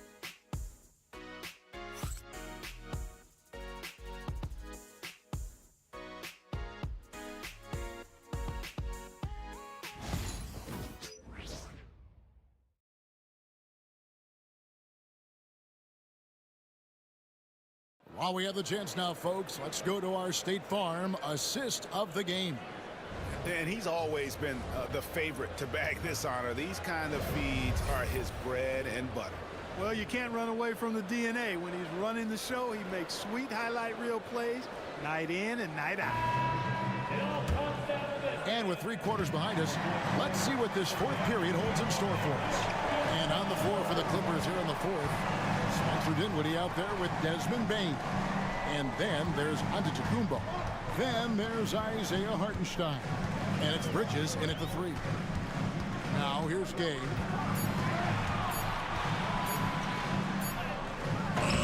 That one misses. Bridges with some nice defense.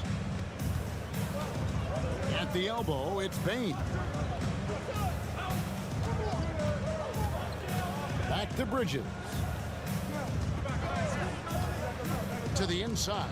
Hartenstein, terrific assist, a nice finish. Solid play all around.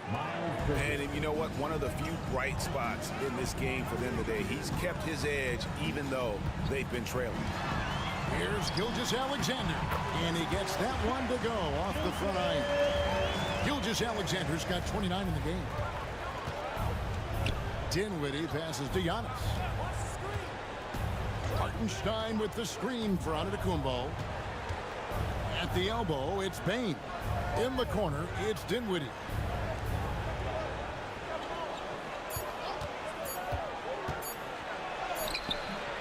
Gilgeous-Alexander pulls it in. And Gilgeous-Alexander's got the ball here for the Philadelphia 76ers. Led by as many as 14 points. Tell you what, the defense was lucky there. I mean, leave him that open from range, he'll typically knock it down. Dinwiddie dishes to Antetokounmpo. Hartenstein with the screen for Antetokounmpo. The 3. Rebound by the 76ers. Gates got his 4th rebound in this one. Pass to Vanderbilt. Some nice ball movement here by the 76ers. From past the arc. Rebound by the Clippers. Giannis outside. Left block shot on the way. And it's in after a nice bounce off the right side.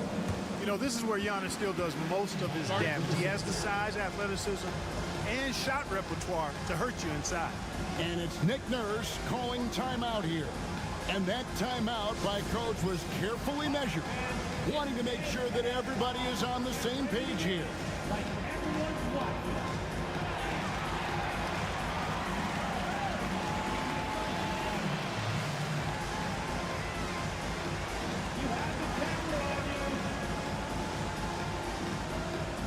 Los Angeles making a switch here. Wagner's checked in. Right now, let's send it over to the sidelines and get a report from David Aldridge. Well, during that break, Coach Nick Nurse talked to his team. Now he wants his team to stop playing it safe. He said, we've got this lead by doing what we do, and we can keep it if we don't get too cautious. Play our game. Kevin? Thank you, David. Nemhard with it, guarded by Bain. Pass to Vanderbilt. Nailed from three-point land. And the 76ers lead by 10. He might not have the long-range ability of some other guys, but he will knock down open ones like that. Now Bain. Nemhard covering. Down low. Here's Hartenstein. Can't hit from in close.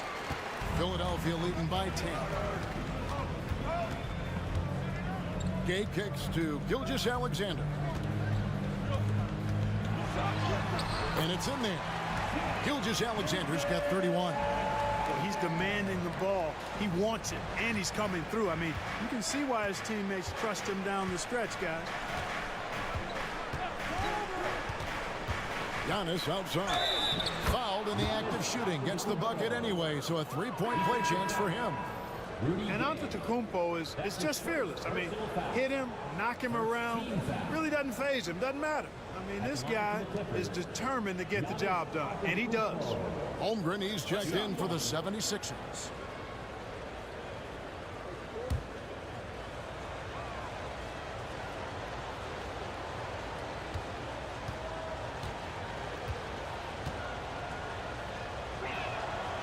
Free throw no good for Giannis. The 76ers have gone 3 of 6 in the field so far in the fourth quarter. Hartenstein against Holmgren. And a wide open look for Gilgeous-Alexander. And it's off from three-point range. Well, he had one three-pointer in the first half, but so far in the second, he's come up with goose eggs. Pass to Antetokounmpo. Antetokounmpo converts inside. When it comes to stuffing the stat sheet, Antetokounmpo does it very well in just about every category. But his greatest strength is he's a dominant scorer. Holmgren the screen. From deep, Gilgeous-Alexander. Clippers trail by 8. Antetokounmpo finds Dinwiddie. Wagner with it. A kick out to Bain. And the three off target. Philadelphia's gone into a funk from downtown in the fourth. Only one of their 5 three-pointers has found the bottom of the bucket. Now here's Gay. Outside, Gilgeous-Alexander. Driving the lane. Lays it up off the glass. Gilgeous-Alexander's got 6 points in the quarter. You know, so far he's been dominant this period, making the most of his opportunities. Pass to Antetokounmpo. And finished off by Wagner. Wagner able to bounce to the rack and throw it down, and he'll do so just about any time he has the opportunity.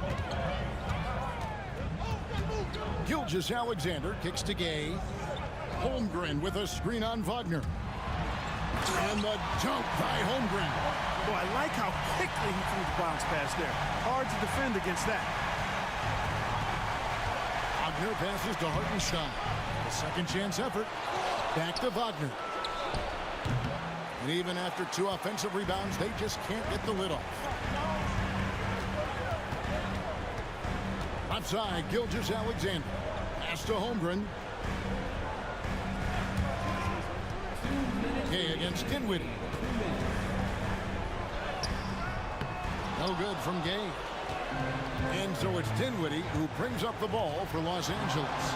Trailing by 10. Softly drops in the floater. Dinwiddie can hit defenders with floaters and a lot more. He's got a full arsenal and showing you that offensive creativity there. Gilgeous-Alexander with it. Defended by Dinwiddie. Pass to Kamare.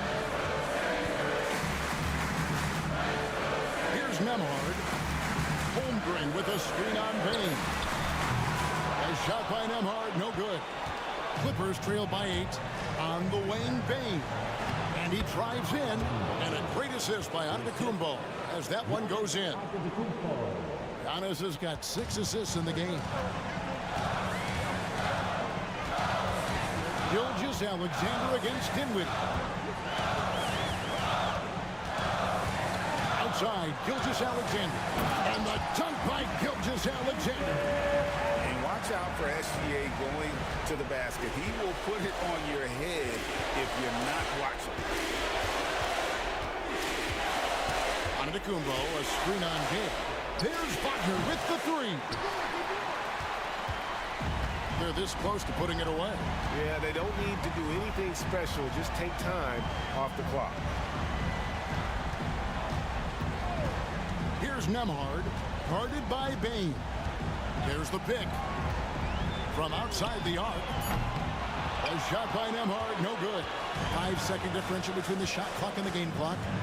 To the paint, here's Giannis. And the slam dunk by Antetokounmpo. Assisted by Dinwiddie.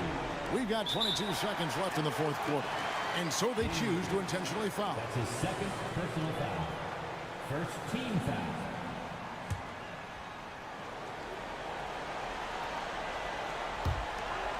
There's 21 seconds left in the fourth. And now we've got the intentional foul. Second team foul.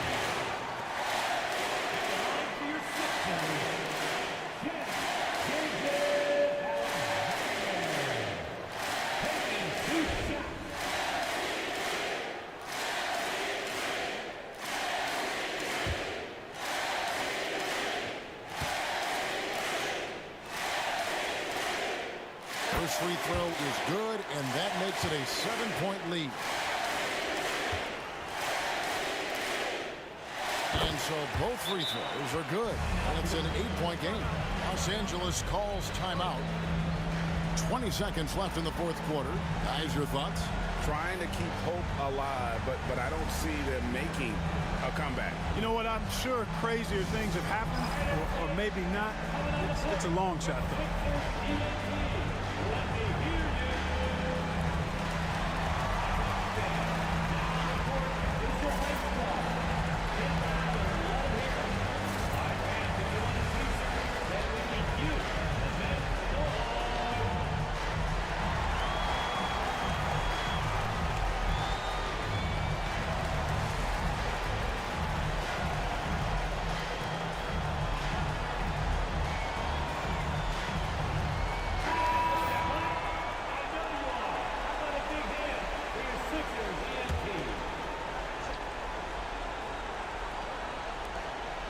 Payne for three.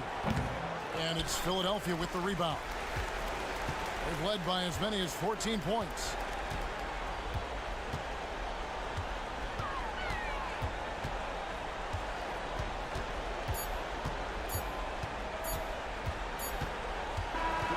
So the 76ers win it. A confident win and one where they clearly showed the greater effort. Yeah, I mean, it was a solid performance, particularly here at home. And I think they built off that edge of being here and playing with just a little more confidence than their opponent. And now we'll send it over to David Aldridge, who is standing by courtside. Thank you, David. Well, folks, that's going to do it for now. For Clark Kellogg, Greg Anthony, and David Aldridge, this is Kevin Harlan along with our terrific 2K Sports crew, thanking you for tuning in. See you later.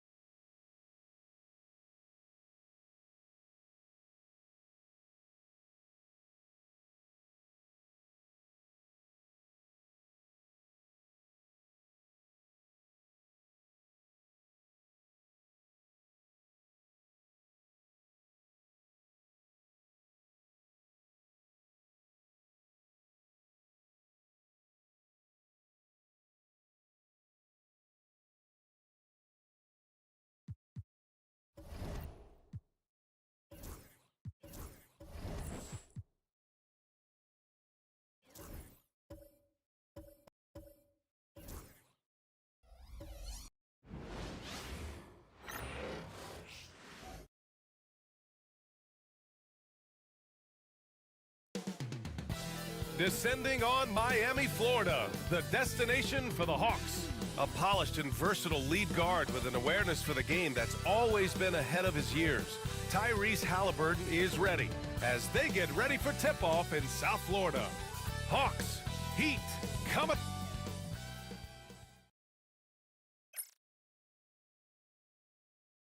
Welcome, everyone, to NBA basketball on 2K Sports. This is Brian Anderson with Grant Hill. Grant, looking at these two teams, my attention is drawn to the front.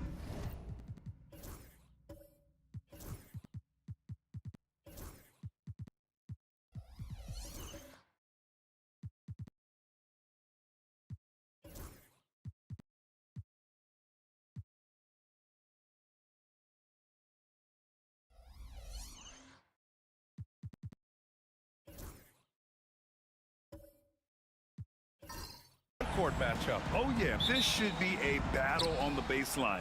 Great to watch skilled bigs trade blows and show off what they can do down low. Now the opening lineup for Atlanta. We've got Sarr.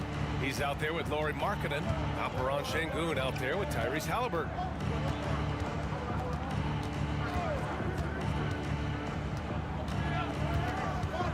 To the paint. Here's Sarr, and he throws it down. What a terrific lead pass. A monster finish with authority. And he hangs on the rim for a little extra spice. Outside Levine. The shot's good on the assist by Cunningham. Well, if you're going to go in there, you have to want it. Levine did. Halliburton, the pass to Sengun. Mobley grabs the board. And here's Miami. Outside Levine. First quarter, just over a minute played. Cunningham against Halliburton. Clock at 4. Fades back. And that one's good. Cunningham. Yeah, that's a shot that Cunningham is very comfortable with. No problem with the mid-range. And let's swing it over to the sideline and hear from Allie. Well, Eric Spoelstra had a few moments to share with me. I asked him if there was a plan in place to slow down Halliburton, and Coach joked, hey, if a plan existed, somebody smarter than me would have come up with it. Tyrese impacts the game in too many ways for us to neutralize. We just need to do what we can to make life difficult for him. And Allie, thanks. Now you want to get him going as soon as possible. Great way for him to start this game. Yeah, and I'll tell you what, if he gets into a good rhythm early, watch out. Rejected by Halliburton. And now the Hawks on the break. The putback. Woo, hard work creating the second chance opportunity. For Miami, they've gone just 2 for 4 from the floor. Levine feeling it out a bit.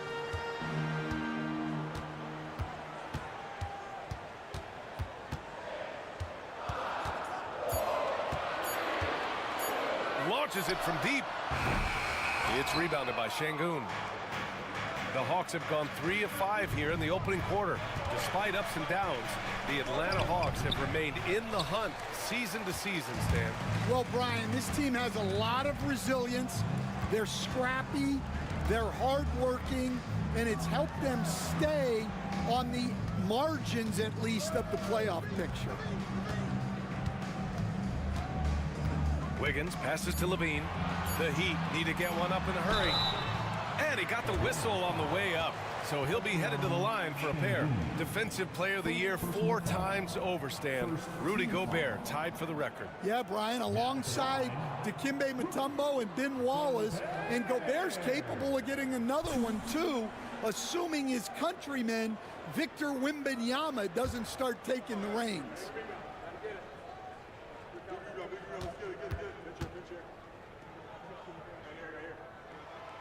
That one's off. Well, Grant, the Miami Heat are as professionally run as any franchise in this league. Yeah, and certain numbers point to that. They minimize turnovers, they don't commit cheap fouls, and they hit their free throws. So, in other words, they don't give anything away. And he sinks the second. Well, known for being an exceptional defender, Gobert also has a good sense for when he should look to score. First quarter of action, just under 3.5 minutes played. Şengün, a screen on Cunningham to the middle. Oh, a clear foul there on the missed shot. So he'll get a pair at the line. Rudy Gobert picks one up. Şengün has such a great feel for the game. He's savvy and he knows how to get a call. He's got his first free throws of the night right here.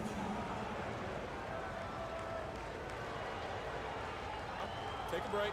Take a break. 2 shots.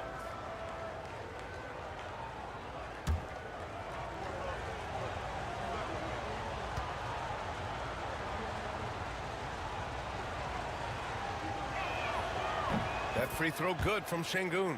Yeah, Şengün's aggressive style is what gets him here.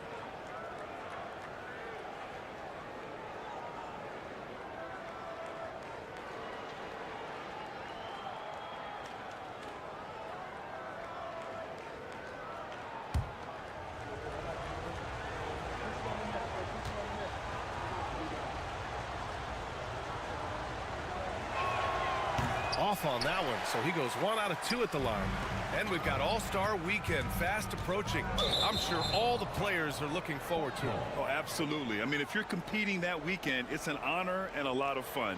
And for the guys that aren't, it's a few welcome days of rest and relaxation. The Hawks leading.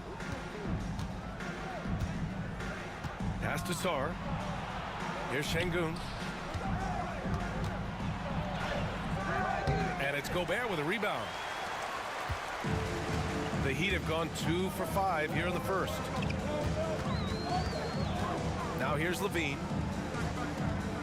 Now Gobert, defended by Halliburton.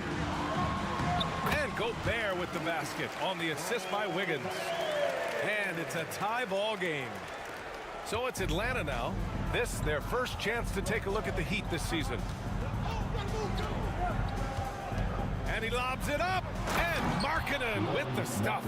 Markkanen showing his athleticism, soaring to hammer home the alley-oop. And Eric Spoelstra decides to call timeout. A moment to rest and confer on the game plan.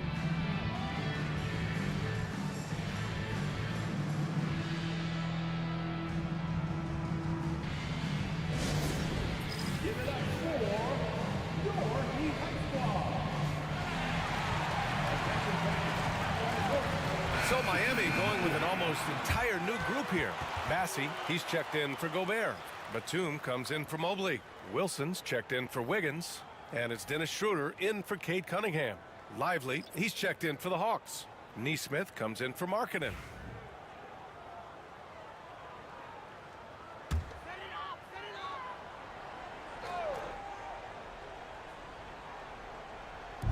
Hawks on D. Levine finds Batum. Halliburton against Schroeder. 6 on the shot clock. Here's Levine for 3. And again, no good by Miami. The Hawks have gone 4 of 8 and looking in control. Out of bounds, it'll be Miami's ball. And a chance now to look at the highest scoring teams in the league from last season. 5th on the list, the Hawks. And last year, I liked watching this team operate on the offensive end. The ball movement, the patience, the confidence. You love seeing all that come together. Bradley Beal, he's checked in for Miami. And it's Beal with the ball for the Miami Heat. Trailing by 2.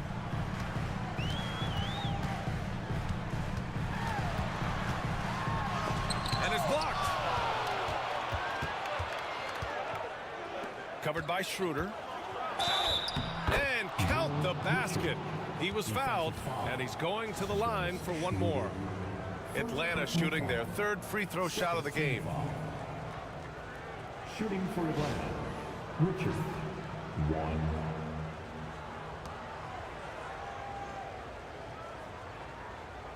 One shot.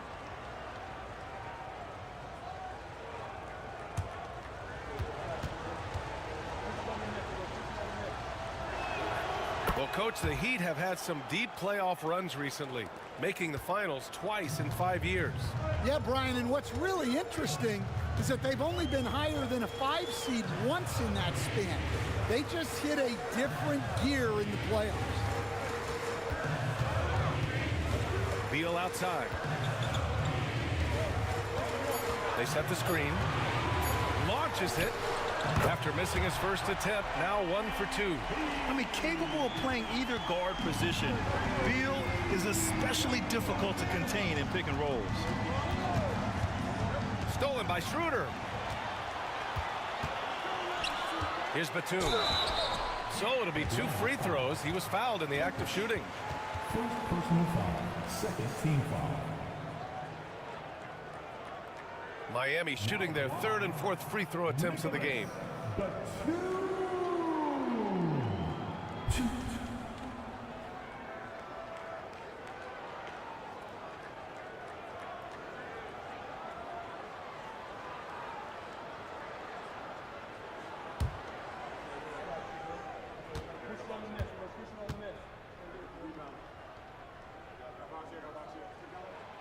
No good on the free throw. And whether he's starting or coming off the bench, Batum does what is asked of him. He's the definition of a quality role player. He hits the second from the line. For Atlanta, they've gone 5 of 9 from the floor. Hounded by Beal. 1:57 left to play in the first quarter. Just 5 to shoot. Throws it up high. Oh, Beal picks his pocket. Inside. Here's Bassi. Pass to Schroeder. Batum outside. Beal with it. Shot clock at 6. Second chance shot. Lively grabs the miss. And Atlanta shooting an excellent 56% in this quarter. Yep, that one's good. Good execution. They're getting some short-range looks here. Heat trail by 3. Schroeder passes to Bassi.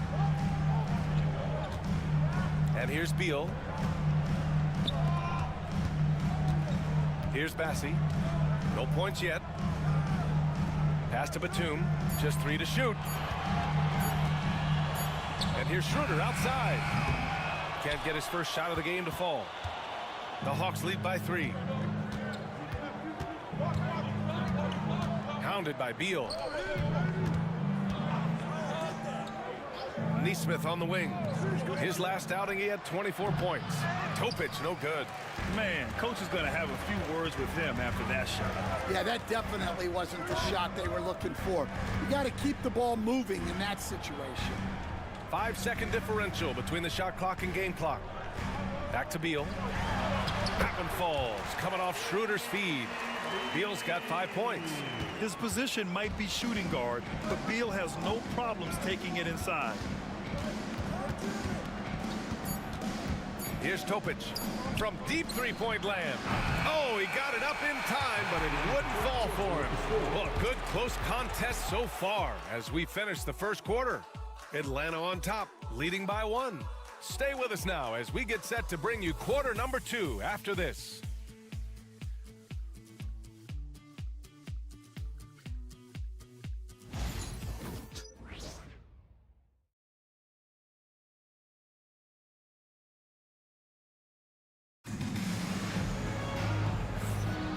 Some good action in the books as we get back to a game that's been pretty close so far here. And before we move on, what do you guys think about what we've seen from Atlanta? You know, they've been relentless in how they attack the paint. Well, if they're going to be that ferocious inside, this defense is in for a long night. Here's Cunningham. Evan Mobley out there with Andrew Wiggins. Then there's Zach LaVine. Then there's Cunningham. And it's Gobert in at the pivot spot, manning the middle. So that's who Miami starts the second with. Back to LaVine. Clock at 2. From deep, Mobley. The rebound by Atlanta. They're moving on after the tough loss they took at the hands of the Warriors. In this league, you have to stay active at both ends of the floor. I thought their lackluster defense was the difference in the game. Yeah, poor communication at the defensive end. Many of the rotations were late. Yeah, and I can't help but remember Tyrese Halliburton in the 2024 All-Star game. A spectacular performance from him in that one. And the icing on the cake, him dropping the shot that took the East point total to over 200 points. Gives us a chance to catch up with Allie LaForce. Brian, Lauri Markkanen's shooting stroke at 7 feet tall had former Mavericks coach Rick Carlisle comparing him to Dirk. Lauri said it feels good to hear that because he's obviously a Hall of Famer, but there's still a long way to go, and it gives me more motivation to keep getting better. He's not getting a big head, Brian. No, he's not, and that's the way you have to approach it to be great. Thanks, Allie. And so Cunningham will bring it up for Miami. They haven't allowed any points in the second quarter. He's just an aggressive finisher there inside. Hey, when you got bounce like that, you feel like you can take on anybody. And stolen by Cunningham. It's Wiggins on the wing. Over Markkanen. Rebound Atlanta. Şengün's got 4 rebounds now. Hawks trail by 3. Trying to find a spark here. Yes, indeed. A rough stretch offensively. They could really use a basket. Markkanen sets a screen. And there's a 3-second violation. And let's take a look at the centers and power forwards having a strong month at the free throw line. Second is Rudy Gobert. A great foul shooter. Here's a big you can't just hack at because he'll make you pay at the line. Plus, he gets you in foul trouble. And so it's Eric Spoelstra with the timeout here. He's going to talk it over with his guys. All right, Stan, as you look around the league, who stands out as the best perimeter defender right now? There's so many good ones. OG Anunoby might be the most versatile. Drew Holiday, Derek White, KCP. Don't forget about guys like Aaron Gordon and Herb Jones, also outstanding.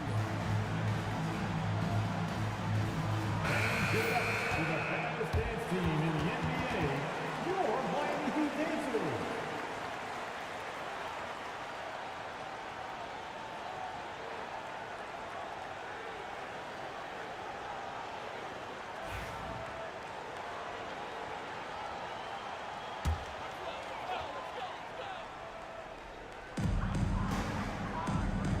Mobley finds Cunningham. Back to Mobley. Here's Levine from downtown. It's rebounded by Şengün. Şengün's got 5 rebounds tonight. You gotta love how they've been crashing the boards, fighting hard for every miss. Halliburton against Cunningham. And it's going to be a 3-second call. And a look now at Atlanta's upcoming schedule. On Thursday, they'll be matching up with Jimmy Butler and the Los Angeles Lakers. Then on Wednesday, it'll be the Philadelphia 76ers coming to town. And for that matchup with the Pistons, that one might be worth keeping an eye on. It's always a great matchup when those teams face off. Hawks foul. Number 1. First personal foul. First. And we have to take another look at that block. What a play. I mean, that'll have the offense thinking twice about taking shots in his presence.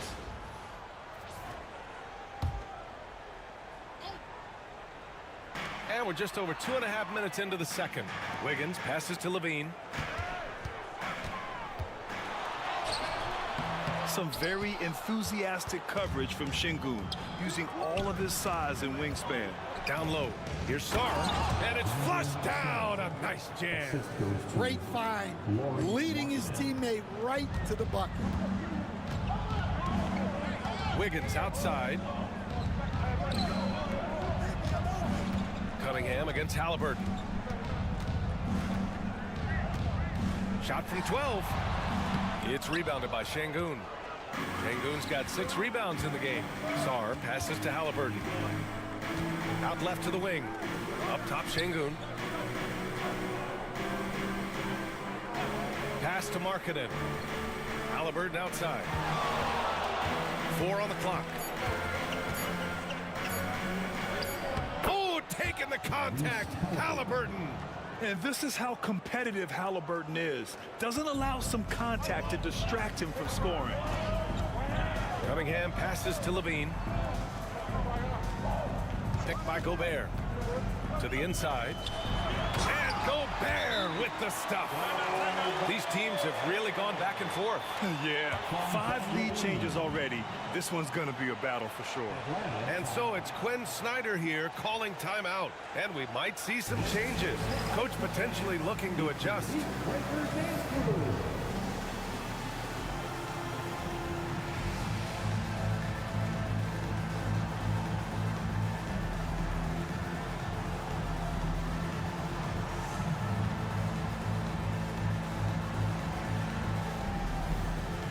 And the Heat with some changes.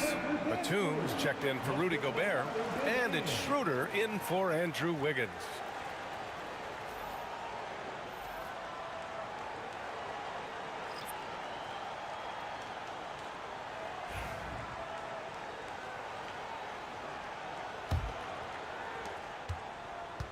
The Hawks have gotten just 2 of 6 field goals to go in the second. To the paint. And the ball goes out of bounds. Last touch by Lively.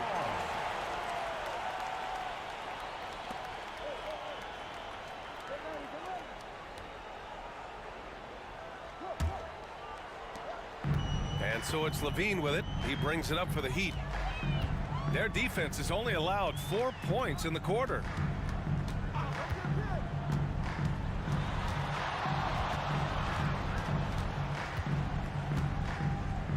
Pass to Cunningham. 5 to shoot. And it's good. Credit Levine with the assist. Levine's got his 4th assist with that last one. Cade Cunningham has faced his share of challenges in his career, Coach. Yeah, Brian. Injuries, the discouraging losses, but he's remained steadfast through it all. He's a committed and mentally tough player. Believes in his game and now wants a team around him that can fulfill that need. They just look so overwhelmed inside. That's why they continue to get attacked. Pass to Levine. The baseline J is on the way, and he hits the jumper for 2. Levine's got his 2nd bucket on the night. Well, Levine may have cut down on his mid-range attempts, but he's still more than capable from there. Halliburton outside. Fires the 3. Yes! Tough points from Tyrese. And after a scoreless first quarter, he's finding his offense. Mobley finds Levine. Ooh, he took a hard foul on the shot. So he'll head to the line to shoot a pair. Well, Grant, you played on some very tight-knit teams. Talk to us about chemistry. Well, B.A., you know, in some sports, chemistry is not a big issue. But in basketball, it is huge. You have to trust and believe in your teammates, and it has to be a unit, not 5 separate individuals.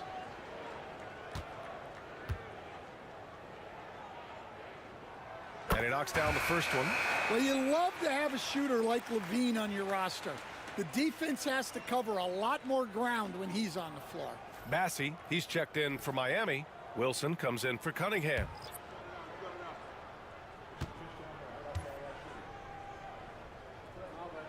Both free throws good from Levine. Yeah, great effort tonight, and he's been rewarded with trips to the line. He's covered by Levine. Pass to Topic. Top of the key. Rebound by the Heat. I'm not sure how he's going to explain that shot later. Yeah, you know, back in the day, you'd be taking a seat. Now, unfortunately, it seems like we see too many ill-advised shots. Batum sets a screen. Here's Levine for 3. Oh, Levine, an aerial assault. They're shooting the 3 extremely well this quarter. It'd be fun to see if they can keep it up. Here's Topic, covered by Schroeder. Lively shot is off. Heat leading by 6. Seems like this offense is being executed the way it was designed. Yeah, I'm sure Coach couldn't be happier with the results. Bradley Beal, he's checked in for Levine. Now in the game, 0. Bradley Beal.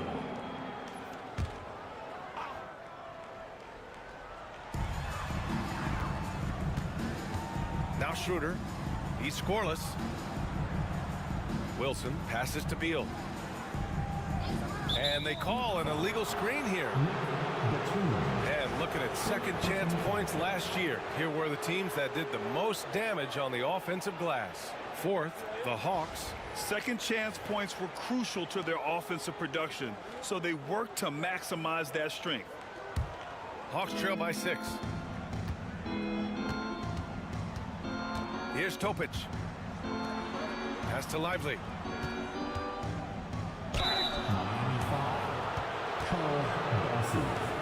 And a look now at how the offensive approach has been going here so far for the Heat. Well, the coaching staff's game plan is very clear. Move the ball on the perimeter and shoot the shots with no hesitation. Yeah, also, you got to appreciate how unselfish they've been. I mean, the ball movement has been impressive, and the assist numbers are off the chart. The free throw drops for Lively.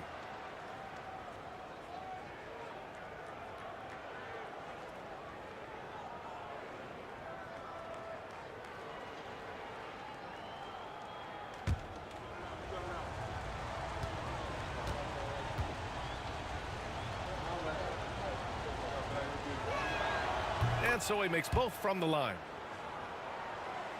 Here's Beal. 5 points in the game. Pass to Bassi. Back to Beal.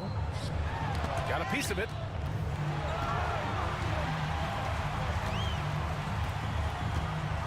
Four on the clock.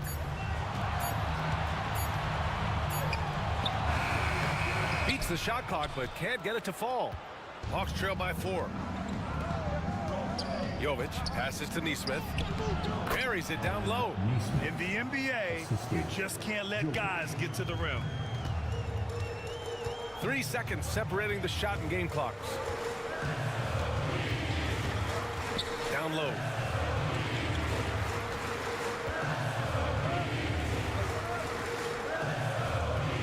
Outside Schroeder. Pass to Batum from the arc. That shot off the mark.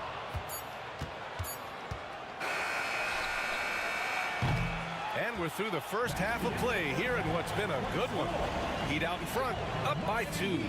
All right, now let's check in with Allie LaForce. Allie, what do you have?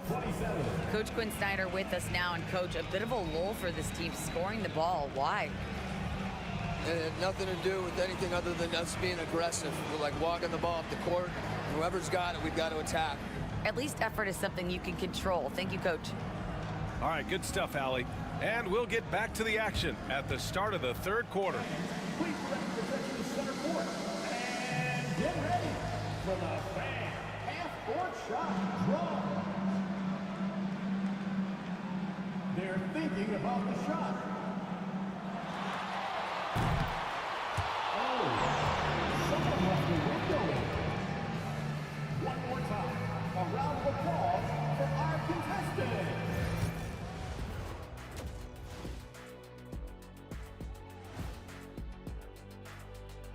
Great to have you with us. Starting out, let's check out the award winners for Players of the Week.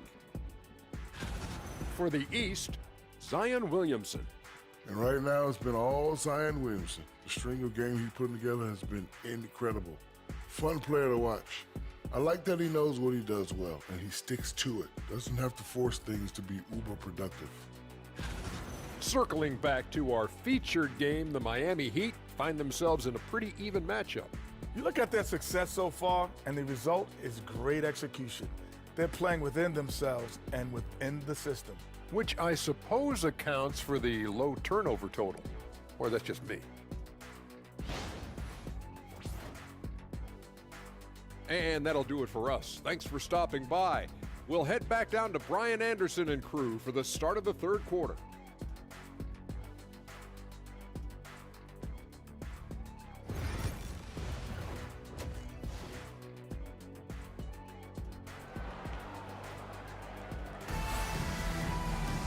And we're halfway through this one. Plenty of basketball left in a game that's been a fairly even one.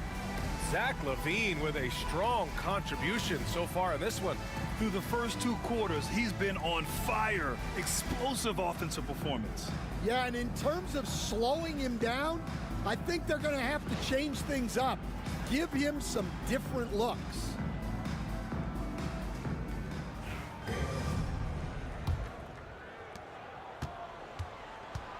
Getting underway in the second half. Here's the 5 for Quinn Snyder. Lauri Markkanen out there with Sarr. Then there's Alperen Şengün. Then there's Tyrese Halliburton. Here's LaVine. Tipped. Cunningham against Halliburton.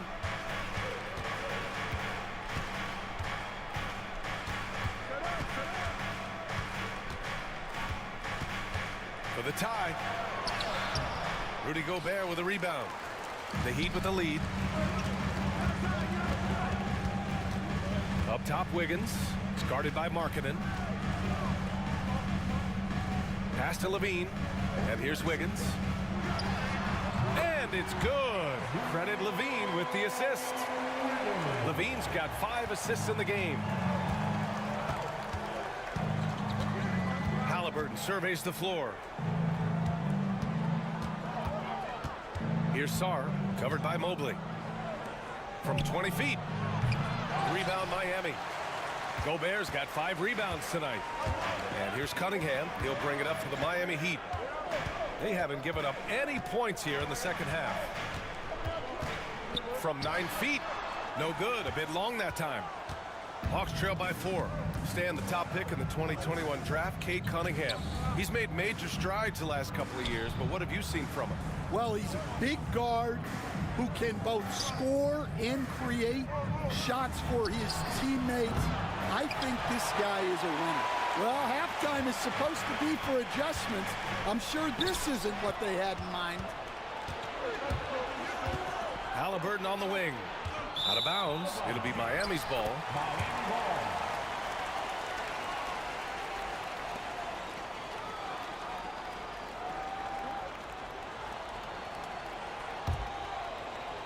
And we're just about 2 minutes into the second half now.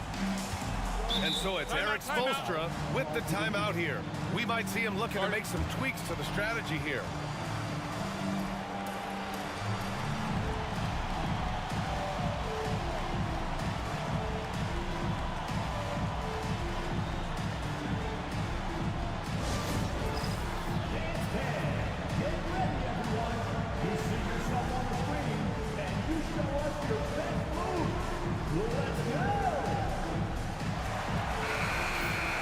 And with this break, a chance to see the best passers in the league from last season. Tyrese Halliburton on top. It was a virtuoso performance. They ran the offense through him time and time again.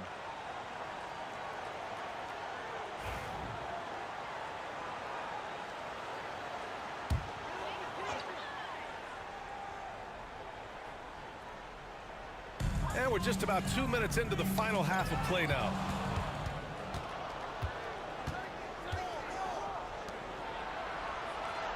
Out to the right wing. Sarr passes to Şengün. Here's Markkanen. Bounces high off the rim and drops. Put the first 3 misses behind them and finally ended their third quarter drought.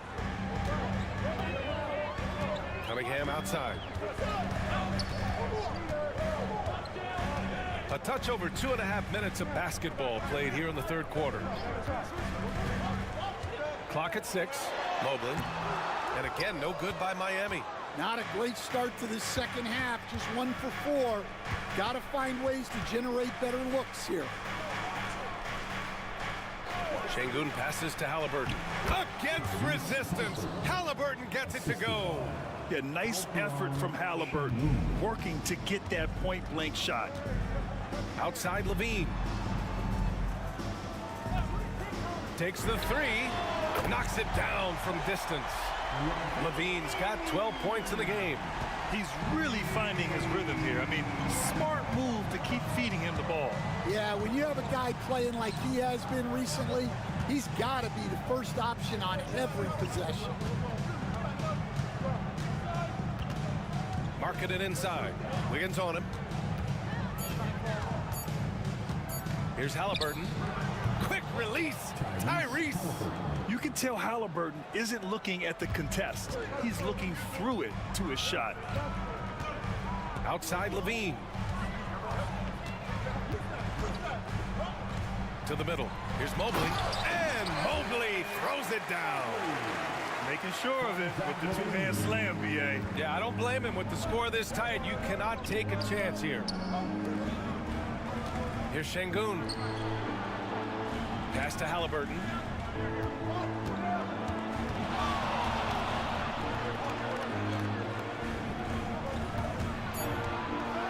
The Hawks need to get one up here. Şengün, no good. Heat leading by 3.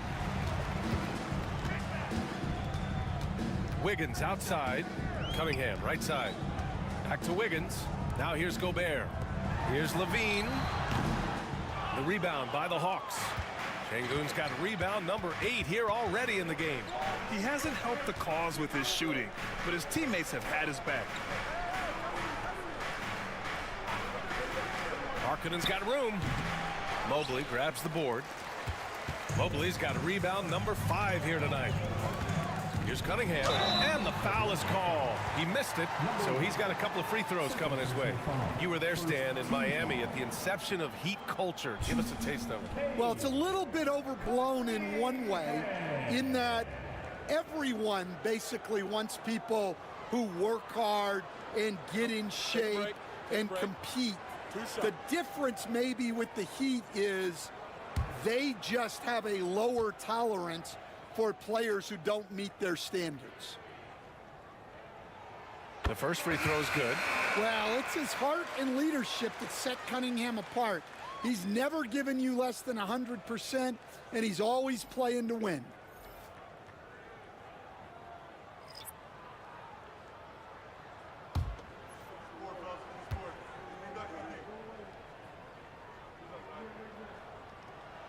Both free throws good from Cunningham.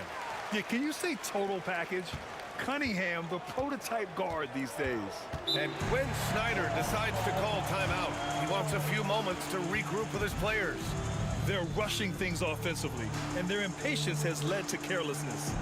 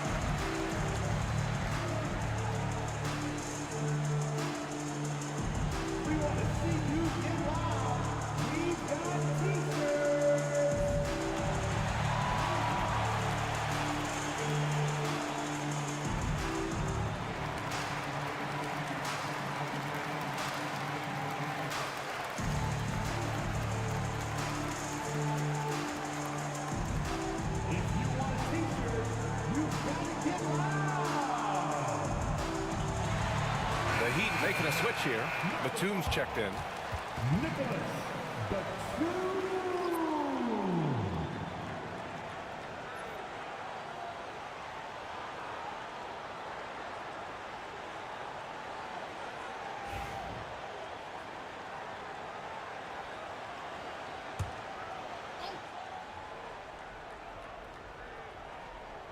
Here's Topic. Yet to see a basket. Now here's Lively. Pass to Topic. Shot clock at 5. They set a pick. Three-pointer. And Atlanta misses again. Heat leading by 5. Schroeder passes to Beal. Outside Schroeder. Batum finds Schroeder. Out of bounds, it'll go to the Hawks. And with this break, we can see the teams that are wasting no time turning defense into offense. Atlanta second. They've done a great job using their defense to create for them on offense. Turn it over against this team, and you're going to be in trouble. Hawks trail by 5. Pass to Lively.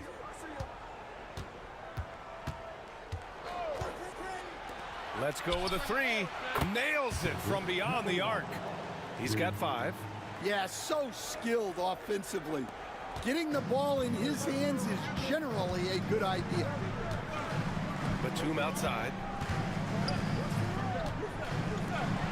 Outside Schroeder.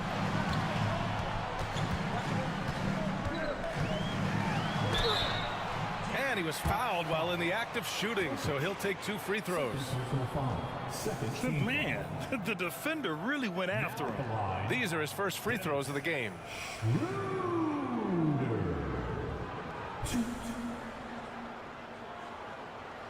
Shooting 2.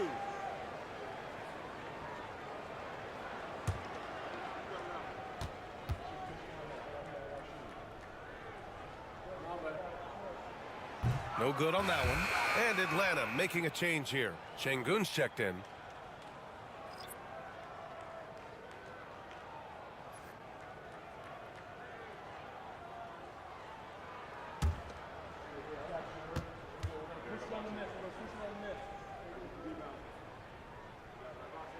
And the second free throw is good.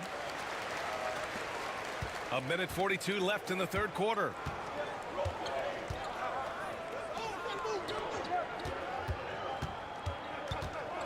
Now here's Lively. He's guarded closely.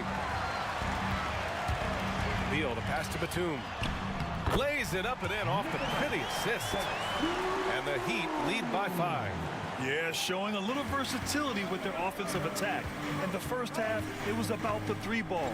In the second half, they've emphasized interior scoring. Neesmith on the wing.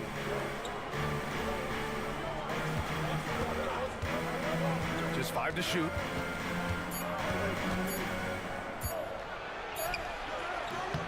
Schroeder with a rebound. And so it's Schroeder with it. He brings it up for the Miami Heat. Three-pointer, Beal. Lively grabs a miss. That's exactly how you have to defend him on the perimeter. You can't allow any space. Back to Neesmith. Inside. Out to the right wing. Topic for 3. Lively passes to Şengün, and they pick up 2. A guy who's really unfazed by contact. Alperen Şengün is for real. Heat leading by 3. And here's Beal. 5 points in the game.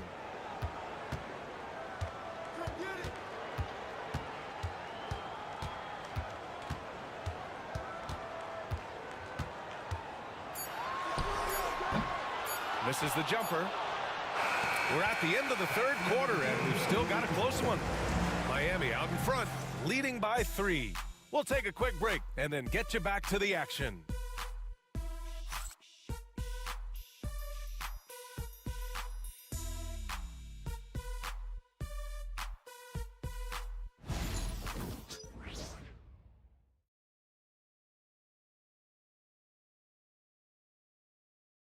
And a moment now as we take a look at our State Farm assist of the game. And from the 2-guard spot, an unselfish play like this sets a fantastic tone. Yeah, well, he looked like a pass-first point guard on this assist. Incredible instinct to feel the play develop and set up the score. Man, I know I speak for all of us when I say I can't wait to see what kind of finish awaits us here in the fourth quarter. Zach LaVine out there with Cunningham. Then it's Evan Mobley. Then there's Bradley Beal. And it's Gobert in at the 5, roaming the paint. That's the group on the floor for Miami. Ooh, plenty of contact on that shot. Officials call the foul, and he'll take 2 free throws now. Yeah, when you're facing Mobley, you cannot let him get that ball down low.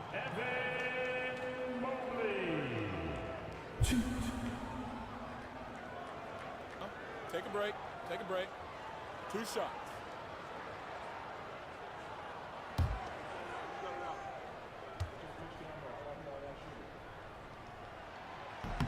First free throw is good. In the second half, their free throw percentage has improved, hitting in the low 80s now. Wiggins, he's checked in for Miami.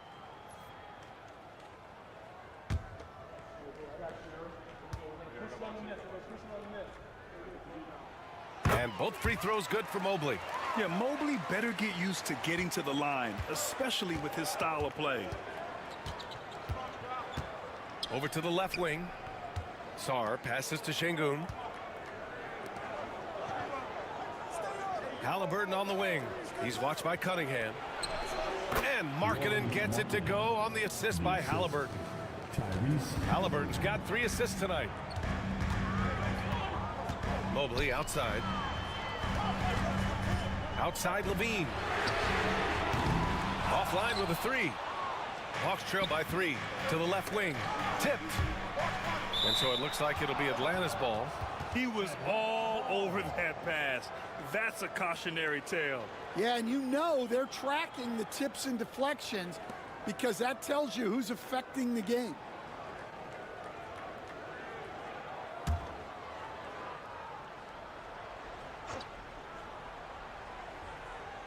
And we played through about a minute here in the fourth.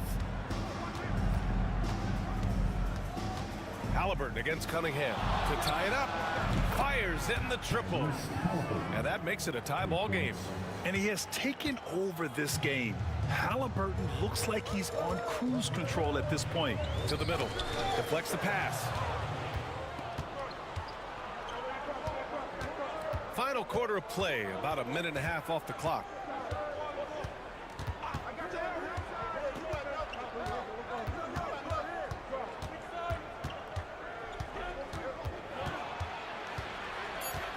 Pass to Sarr. 3 on the clock. Oh, what a play. Just palms the block. Wiggins against Halliburton. Here's Cunningham. Gobert on the high post. And here's Levine. Mobley on a screen. Cashes in the 12-footer. And the Heat lead by 2. Yeah, Levine can make that adjustment. He doesn't have to get into the paint to score. And so it's Quinn Snyder here calling timeout. He clearly wants to talk it over and make sure everyone is focused.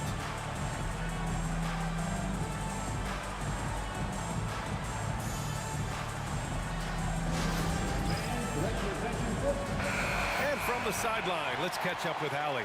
Hey guys, well, Quinn Snyder was just reviewing the plan with the team. He told the team he has complete faith in them, saying, we're right there, now we just got to make that push and really take hold of the game. We can do that. To me, it looked like his players are on the same page with him. Guys, back to you. Okay, thank you, Allie. And he's going to the line for 2. The official saw contact while he was going up. Oh, forcing the issue. Halliburton in attack mode. At the line for the Hawks, Tyrese Halliburton. 2.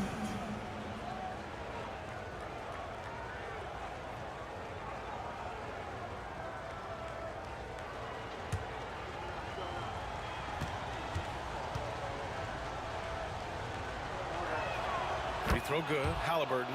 Yeah, it's hard to argue against Halliburton as the best passer in the league right now. I know he's the most exciting for sure.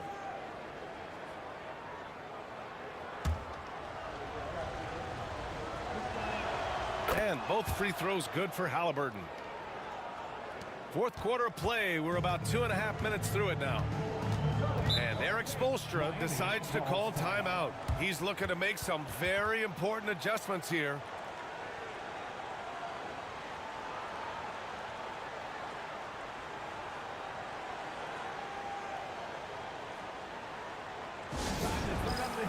With your very own Miami Heat, Snyder.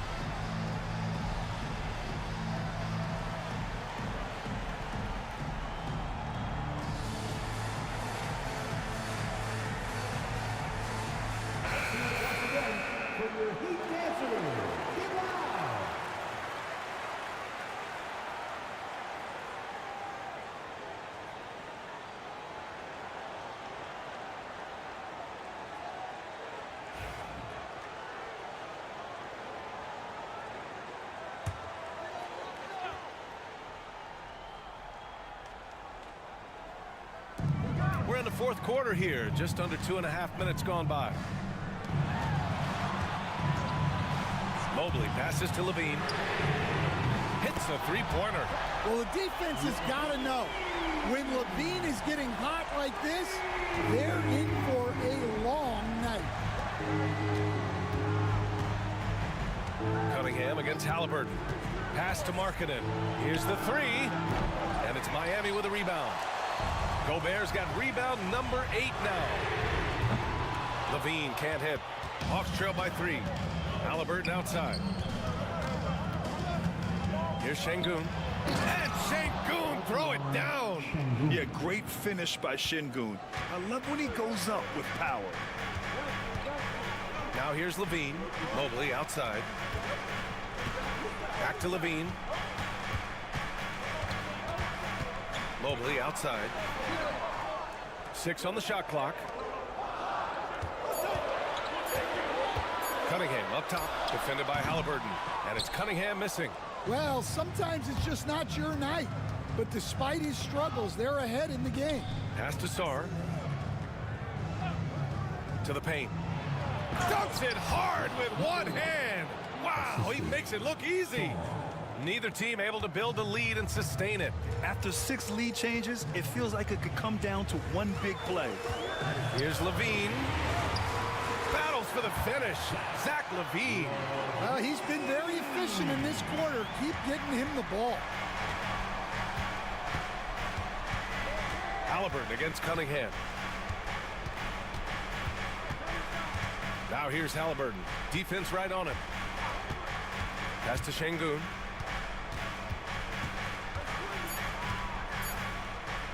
Wing shot on the way. Rebound by the Heat. Wiggins left side. Gobert. The kick out to Wiggins. Beyond the arc. Oh, Wiggins! Bullseye with the 3. And when it comes to the 3, they've been really dialed in here in the second half. And here's Halliburton. Pass to Sarr.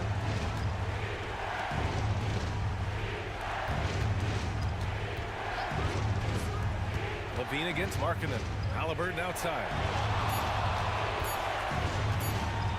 Lets the 3 fly. Rebound Miami. Mobley's got 8 rebounds in the game. Here's Cunningham. And it's Tyrese Halliburton with the rebound. That's not a bad shot at all. It just didn't go in. Sometimes the process is right, and you still get a bad result.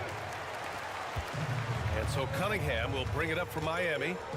They lead by 4. And Mobley throws it down. Well, talk about a catch radius. I don't think you could miss Mobley with that pass if you tried. Halliburton to 3.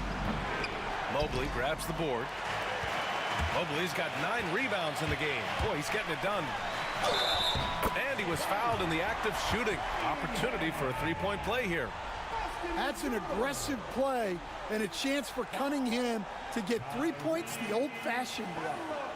All right, guys, let's get your take on the scoring breakdown for the Heat. Well, they've been hitting threes at a high clip, and the defense hasn't done enough to challenge them at the line. They need to close out and run them off the 3. They're also finding a lot of points tonight off of transition play, running the floor and using the fast break to beat the defense. Hawks trail by 9. And so it's Quinn Snyder here calling timeout. No doubt he's going to utilize the opportunity to make sure they're all on the same page here.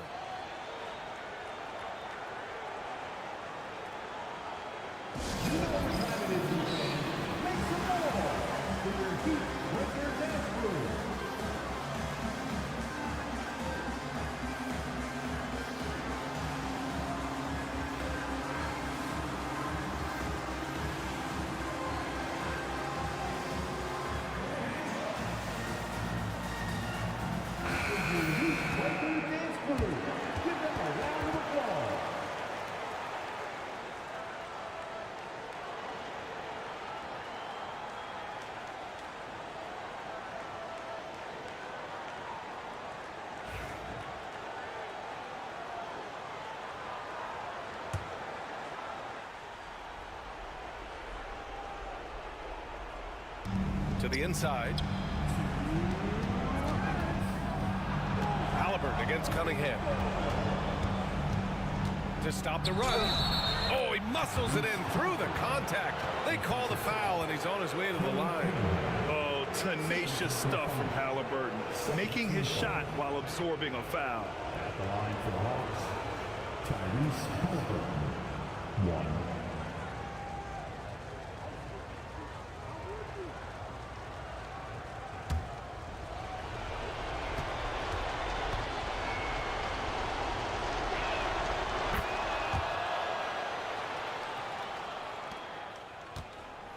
Miami leading by 6.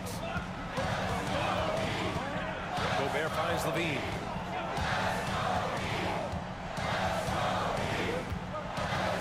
Cunningham on the wing. Mobley, a screen on Halliburton. Back to Levine.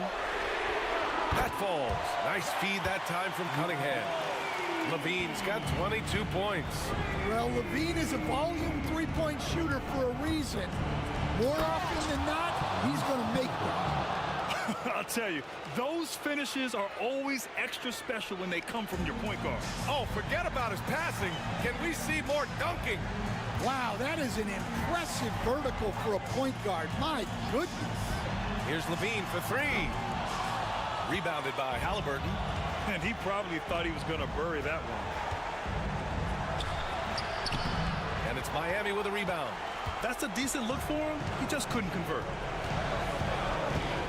Down low. Here's Gobert.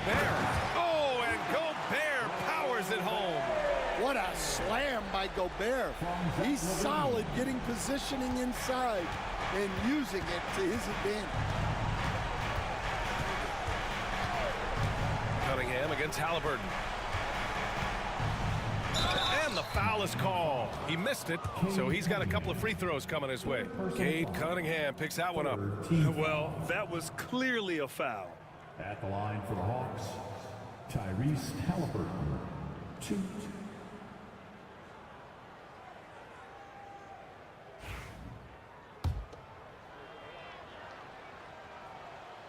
He gets the first, and that brings him with an 8.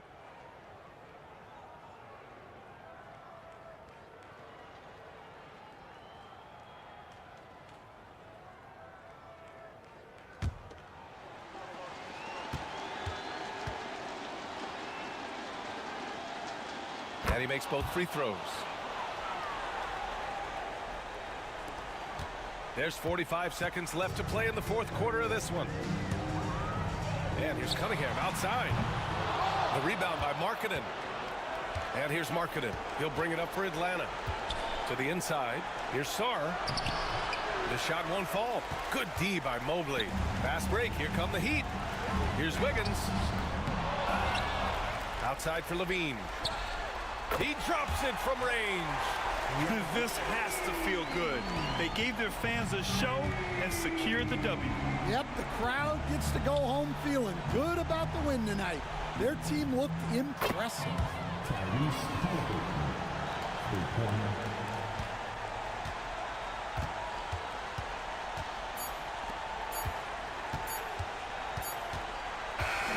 And so Miami takes the win.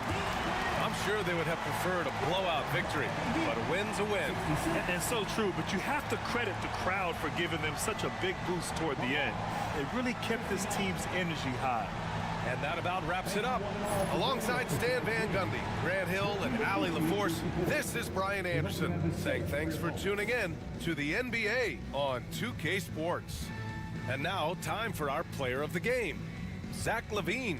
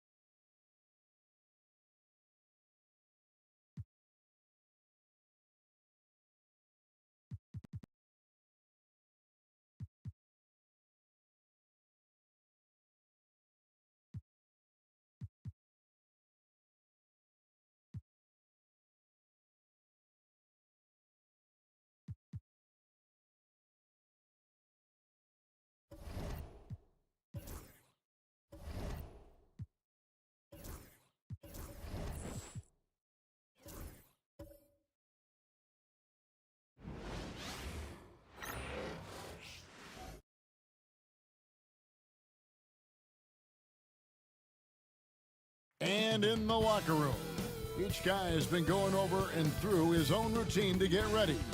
But once they take the floor, they're one single unit. Hi, everyone. Thanks for joining us on 2K. Well, we should be in for a good one here, Richard. This game has all the makings of a shootout. Yeah, these are two high-powered offenses. I feel for all the defenders in this one.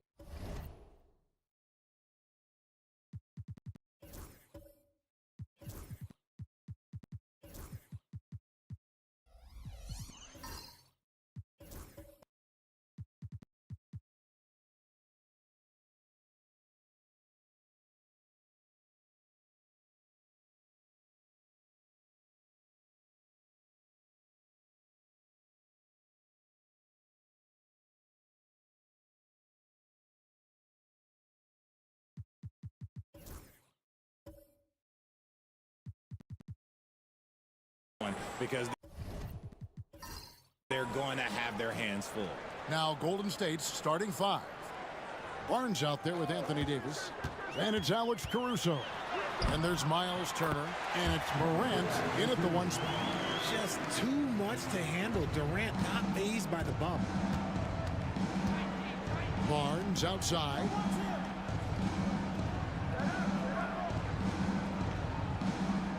Back to Morant. Unable to get that one. Simmons with the defensive effort. Three-pointer, Butler. Anthony Davis grabs the miss. For the Warriors, they won their last contest, that game against Atlanta. Morant kicks to Davis. Davis setting the pick for Caruso. Got a piece of it. Durant with the steal.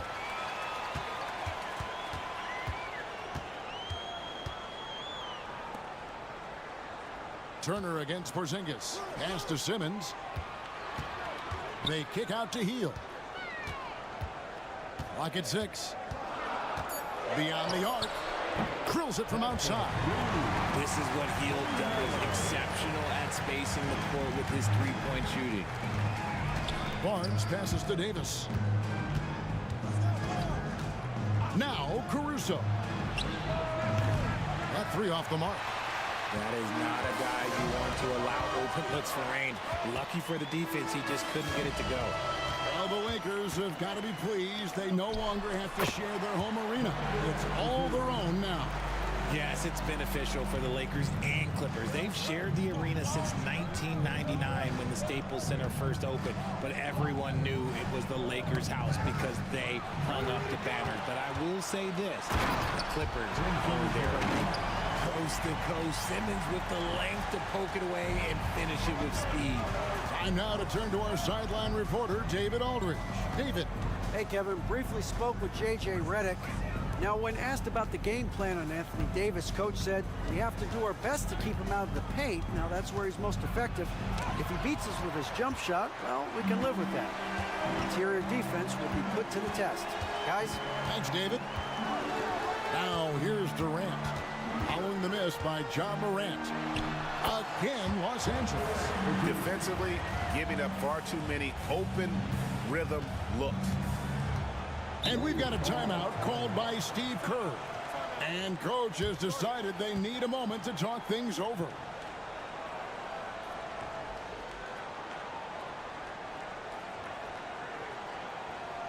Welcome to the ball, the legendary fantastic Lakers.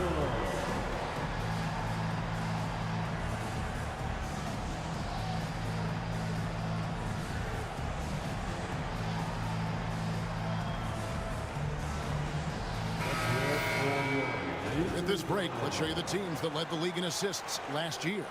The Warriors, 4th. The Lakers in 5th.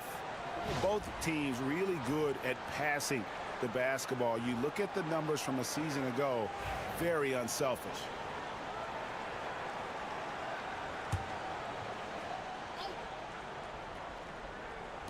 And in this first quarter, about 3 minutes played. Back to Barnes to end the cold streak. It's rebounded by Porzingis.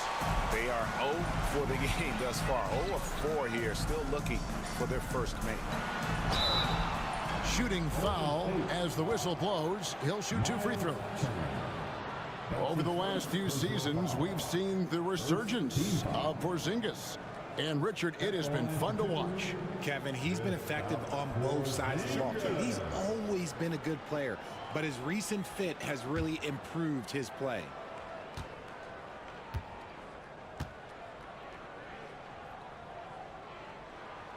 First one falls for him. Break since reaching 5 consecutive NBA Finals. The Warriors have missed the playoffs 3 of the past 5 years. And to be fair, they did go 46-36 last season. They were 10 games over 500 last year. So they weren't a bad team, but Golden State doesn't just expect to be in the play-in. They want to be a contender. It's always nice to see a big fella be able to knock down some free throws and make teams pay from the line. With the floater, and Davis can't get it to go. Yeah, slow start right now. 5 straight misses to get this one going. A pass to Porzingis. Throws down the alley-oop slam. This is why you lob it Porzingis' way. Great job using his height and length. They need a bucket in a big way here to regain some confidence. Now here's Davis. Still scoreless. Porzingis with the steal. And here we go. Butler heading to the hoop. And slam dunk by Butler. Gotta credit the heads-up defense by Porzingis. Gets the steal and starts the break. Pass to Caruso. Back to Morant.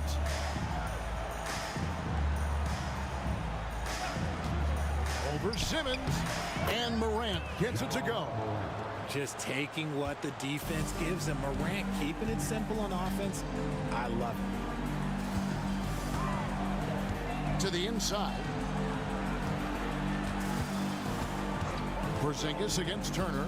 Outside Butler. 5 to shoot.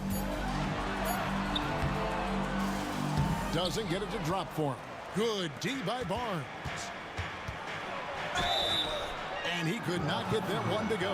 Out of contact, and he'll go to the line for two. It's on Porzingis. In an era where so many point guards are three-point shooters, Ja Morant, you know what? This man is built different. He's more of a throwback. Ja wants to apply pressure by driving, not shooting threes.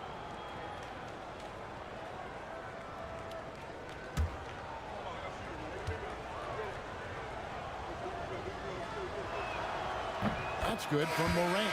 Richard, at what part of the season do these road trips become more grueling? I'd say right about now. You're over halfway through the season. The aches and pains start to set in. Not being in your bed, though, that can be the toughest part. Edey's checked in for the Lakers. Holiday comes in for Simmons. Different look here for the Warriors. Carter, he's checked in for Miles Turner. Michael Porter comes in for Davis. Brooks checked in for Barnes. And it's Cason Wallace in for Alex Caruso. Now here's Durant. 6 points for him. Takes a three. Rebound by Wallace. Warriors trail by 13. Inside. R.J. Morant has always had unquestionable talent. Now it's a question of, can he focus on his game? And you hope he had his wake-up call. Still one of the most exciting players in the game. His burst and bounce, one of a kind.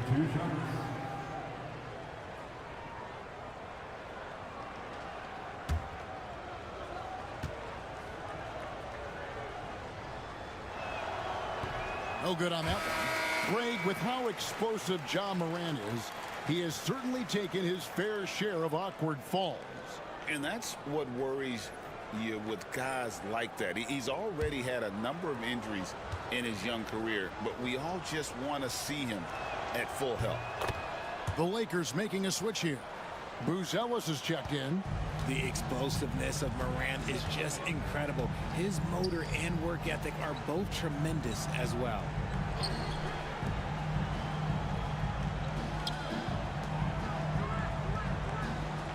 Butler against Morant. Outside Butler. And the bucket is good. Three-point play chance here for him. And they have owned the paint so far, and the score reflects it. It also allows them to play inside out, which will make them even more difficult to defend. Bailey, he's checked in for Ja Morant. Jimmy Butler. One shot.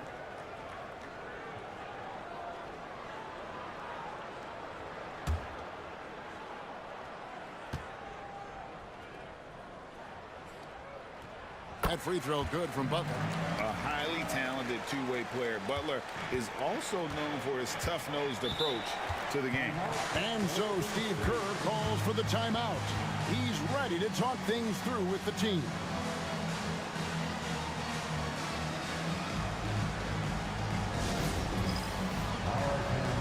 It's dancing time.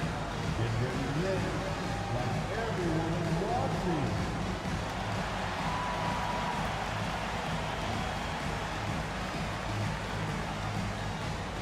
Let's see those dance moves.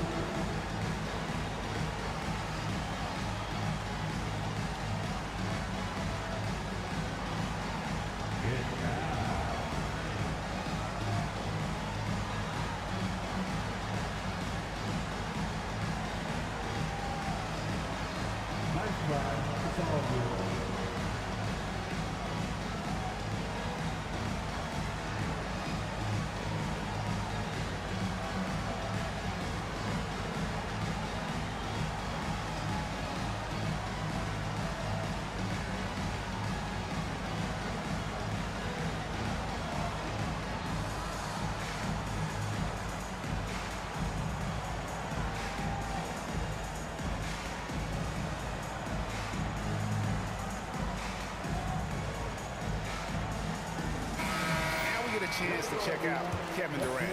Great showing for him last season, and a top 15 ranking in blocks per game, supplying that backline protection that is so key to a great defense. And clearly one of the dominant scorers we have in this league. His top 5 ranking last year puts him right there in the ranks of the elite.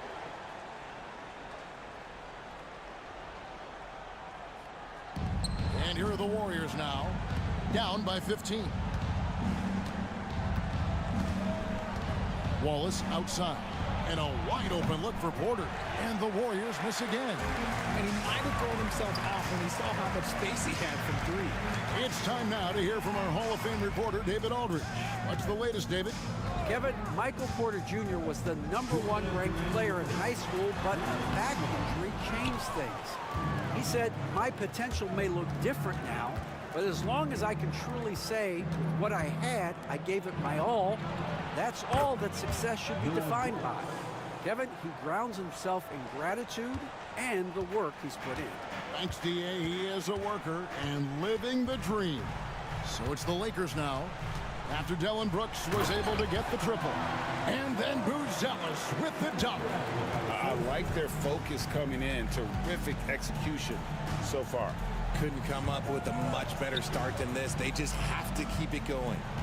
Now here's Porter. Scoreless thus far. Now here's Durant.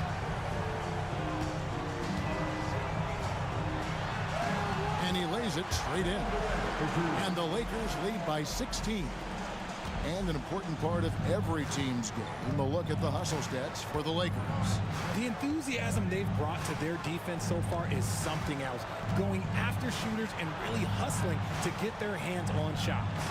And they've also been pressuring the ball tonight. You don't get this many steals without making an effort there. Connects from three-point range.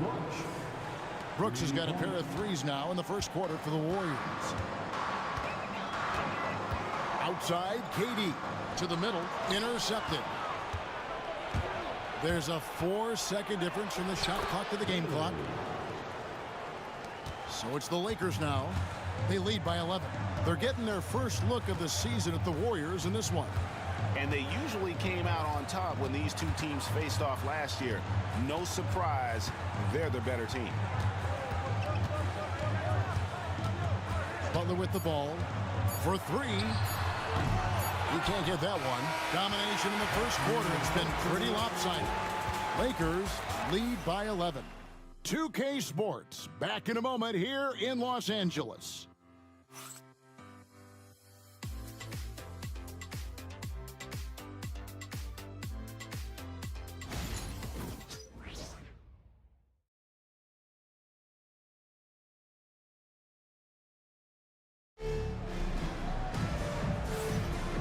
So far through one quarter, it's been a lopsided game. We'll see if that changes here in the second. And guys, the Lakers are pretty much in control here. Impressive start. They came in with a well-conceived game plan and have executed. Well, let's see if they're able to keep it up. So far, their shot selection and ball movement has been on point.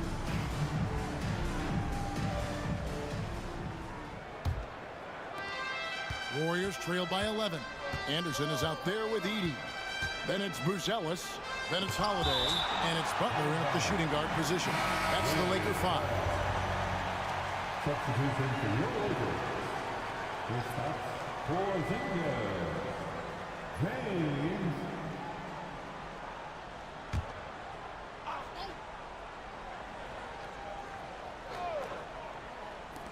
Los Angeles on D. 17 points was their biggest margin. Barnes down low. Still without a basket. No good there, and that would have cut it to single digits. Porter against Anderson. Second shot opportunity. And he lays it up and in. Anderson's got the opening field goal of the second quarter for the Lakers. Warriors trail by 13. Wallace with a screen on Holiday. Morant against Holiday. Morant dishes to Porter. Over Anderson. Porter, no luck. Just a solid performance on the interior. The rebounding has been off the charts. Porzingis goes straight through the defender for the dunk. Draws the foul. He'll go to the line. It's going to be on Wendell Carter. He's gone 2 for 2 at the line so far. And last last season, 86% from the line. So he's always had that calm presence at the line, no matter the situation. Ben Simmons, he's checked in for Drew Holiday. Turner's checked in for the Warriors. Anthony Davis comes in for Michael Porter. Richard, we've seen how far basketball has evolved from 10 years ago to 5 years ago to now. What is it looking like when you go ahead 5 or 10 years? I think in 5 to 10 years, we're going to see more and more centers that are just so skilled. Taller players, more Kevin Durant's. You're going to see more Wembys. You're going to see more Chet Holmgrens because they're not just putting the tall guy underneath the basket. They're giving him the ball and teaching him how to run pick and roll now. Here's Simmons. Following the basket by Anthony Davis. And Simmons kicks to James. Pass to Porzingis. Shot clock at 6. Plays it up and banks it in. Porzingis has got 9. Another bucket down low. They've been the aggressors, taking the ball inside and attacking at the rim. Now here's Morant. His last outing, he had 24 points. Davis working in the paint. I'm going to be honest, like Anthony Davis could do this all night. Inside the paint, his frame just gives him too much of an advantage. Down low, here's Porzingis. The layup off target. And Barnes has got the ball here for Golden State. It's a 14-point game. Pass to Davis. Wallace outside.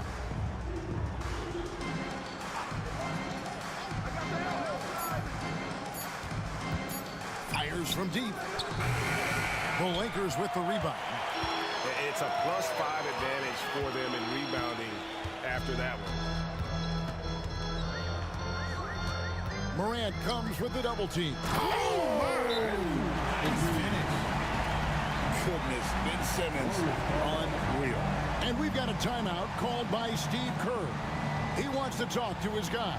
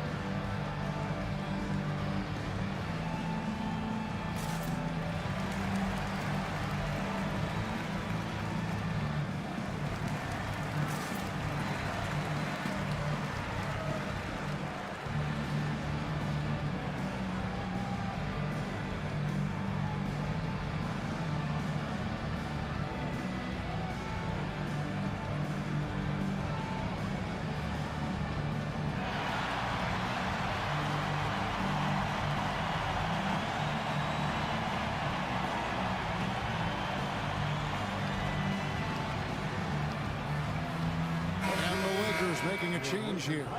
Butler's checked in. Alex Caruso, he's checked in for the Warriors.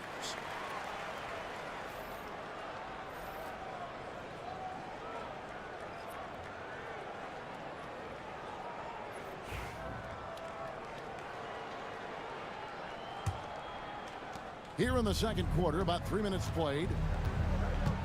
Morant kicks to Davis. Nice D from Porzingis. The edge on the glass is the difference. It's allowed them to build this lead. Pass to Anderson. Outside Butler.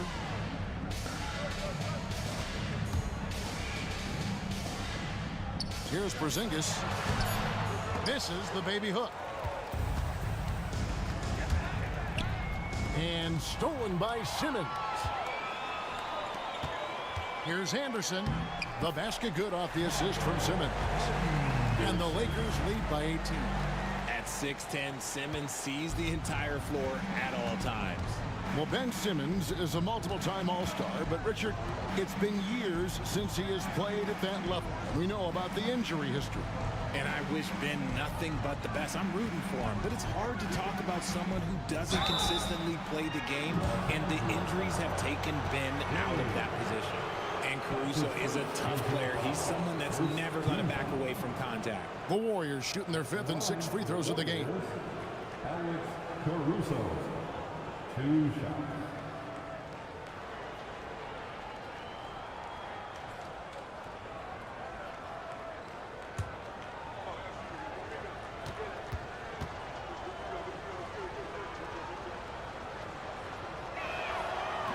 And the first one at the line is good. And Los Angeles with some changes. Edey's checked in for Porzingis. And Kevin Durant subbed in for Kyle Anderson.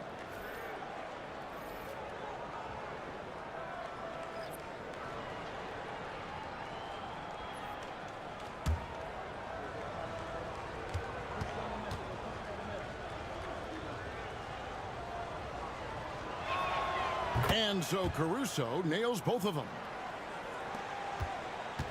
Los Angeles leading by 16. Outside Butler. Pass to Edey. Outside Simmons. Here's Edey. Clock at 4. Simmons left side. And it's good with time running down on the shot clock. Warriors trail by 18. Let's check in with our reporter, David Aldridge. Kevin, thanks. The NBA 65 games requirement for postseason awards has drawn some criticism. But, Adam Silver says, ultimately, this is about the fans and putting the best product forward. Load management was not working for us. This is having the desired effect, that guys are out on the floor. Kevin? Yeah, they want to be on the floor, right? Keep them tuning in. Good stuff, DA. Thank you. Drew Holiday is checked in for the Lakers. 18 feet out. And the Warriors miss again. Not that time, but that's a shot that he's going to make more oftentimes than not. And he gets the whistle. 2 free throws coming up. Love to see this commitment from Simmons, taking it to the defense on the inside. It's his first trip to the line. And not the guy you want to see at the line too often. Season numbers has him in the bottom tier of the league. 2 shots. Shooting 2.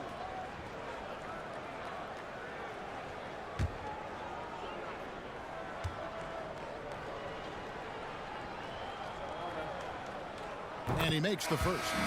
And for Simmons, everyone in the league agrees that the talent is there. It comes down to the health and being in the right situation. Porter's checked in for the Warriors.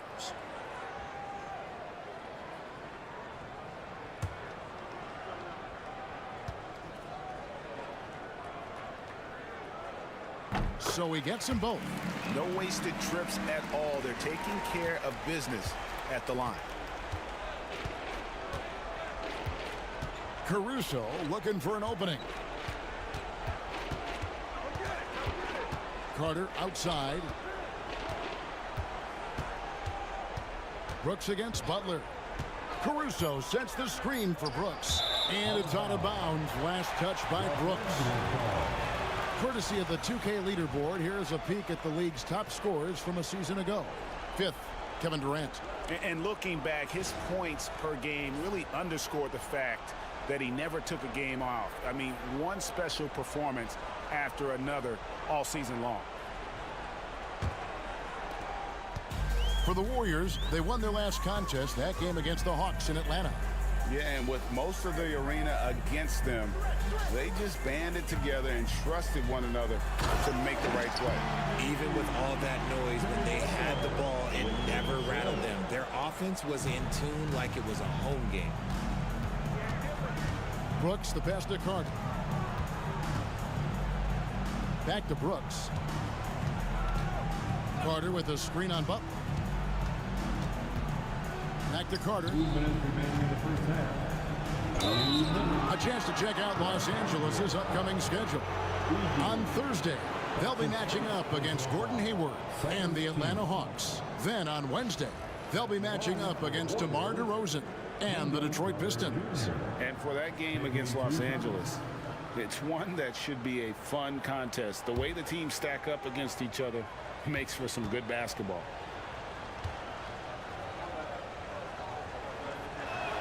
The first one falls. In the 7th pick of the 2018 draft. Carter Jr.'s potential is enticing. A bruising big man with a bright future ahead of him. Catching up on the changes for Los Angeles. Porzingis comes in for Edey, and it's Buddy Hield in for Drew Holiday.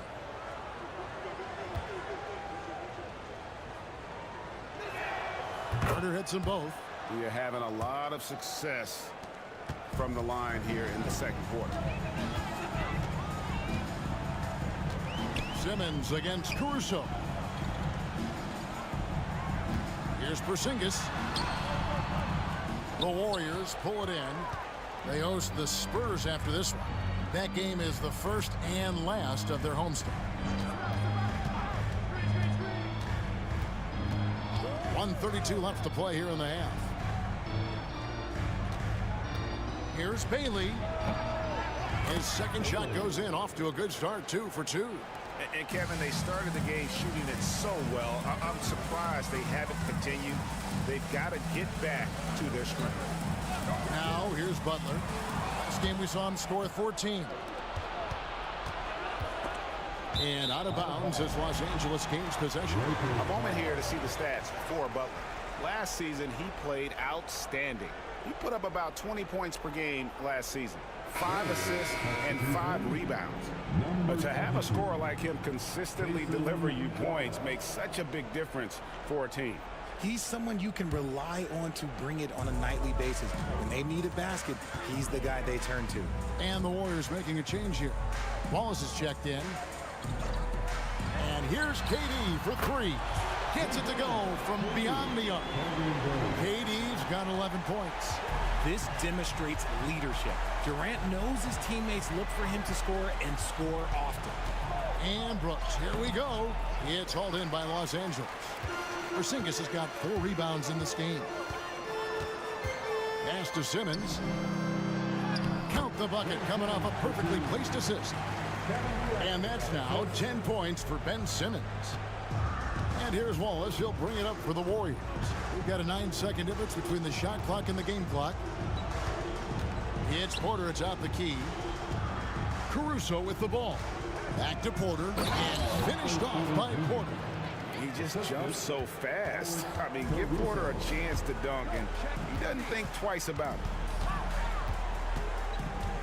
Here's Butler. The Warriors pull it in. And here is Caruso. Here's Wallace. And the last second attempt does not go in for him. And so a pretty lopsided game for the first half. Lakers on top, running away with this one.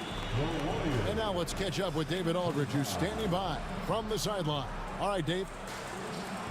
Kevin, thanks. Here with Jimmy Butler. Jimmy, you have come a long way in this league. When you look at your career now versus when you came in, how different is it? Much different. I think on the floor, I'm supposed to do a lot more on both ends of the floor. And off the floor, I think it's still the same. People recognize my hair. Well, it is a unique style. Jimmy, thanks a lot. Back to you, Kevin. Thank you, David. And we'll be back after halftime as the third quarter gets underway.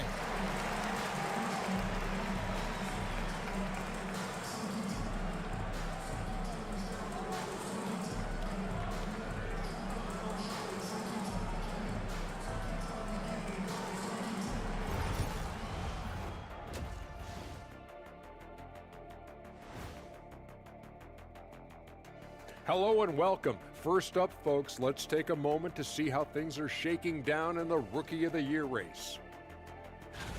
Acclimating to the league is not that easy. These guys are already accepting the challenges and the rigors of the NBA, and they're crushing it. I'm surprised. Yeah, I'm curious to see which rookie might take even another step and separate himself from the pack. And let's move on to discuss tonight's game and the focus on Ben Simmons, going hard in the first half. So it's not about how many shots you take, it's about how many you make. And he's been making the most of every opportunity. Yeah, when you got somebody cooking like that, you just sit back, watch the show. That'll do it for our show tonight.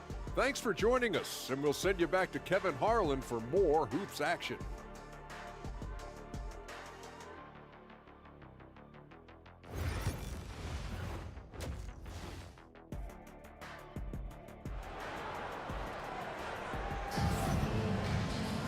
And as we dive into the second half, we'll find out if the next 2 quarters are any different from the first 2. So far, it has been a runaway. What a game we're seeing from Kevin Durant. And how about the amount he's contributing in the scoring column through 2 quarters? He has been terrific. He always wants to be a go-to guy for them. I'm sure he'll be calling for the ball even more in this half.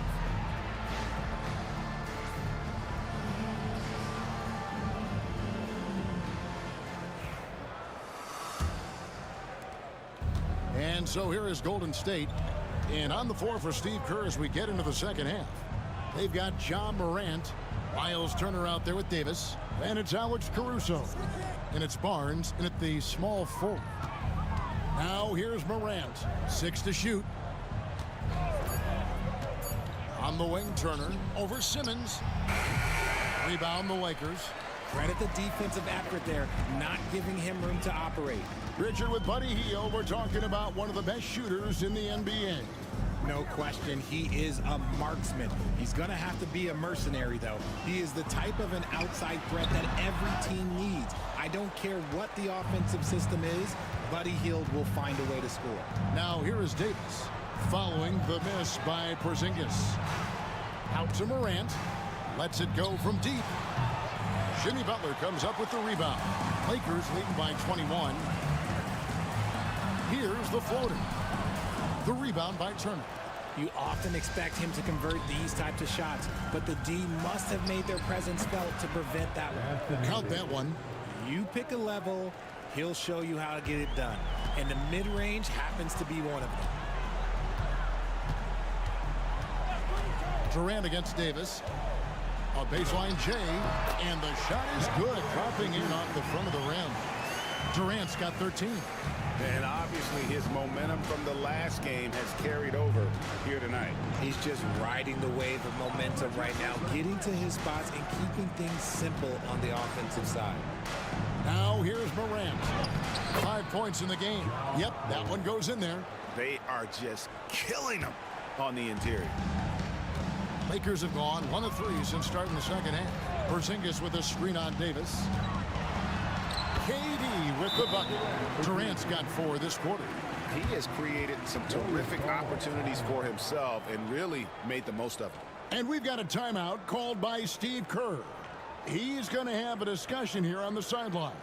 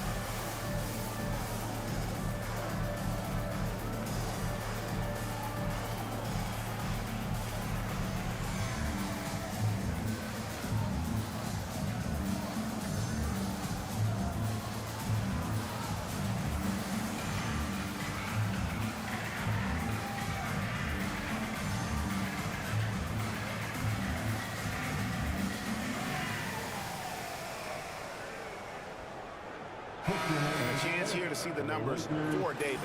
Coming off a terrific season. 3rd in rebounding, 4th in blocks, and he ranked in the top 15 in points per game. One of the league's premier offensive threats. And as you said, a top 3 rebounder last season. He just seems to know how the shot's going to come off the rim, and he always hustles to get there. Now here's Morant. 7 points in the game. Davis kicks to Barnes. Morant outside. Gets the 3-pointer to fall. Morant's got 10 points in the game. As Ja gets more consistent from range, he becomes that much more dynamic. And that, let me just tell you, that's going to be bad news for the rest of this league. Now here's Porzingis. He's got 9.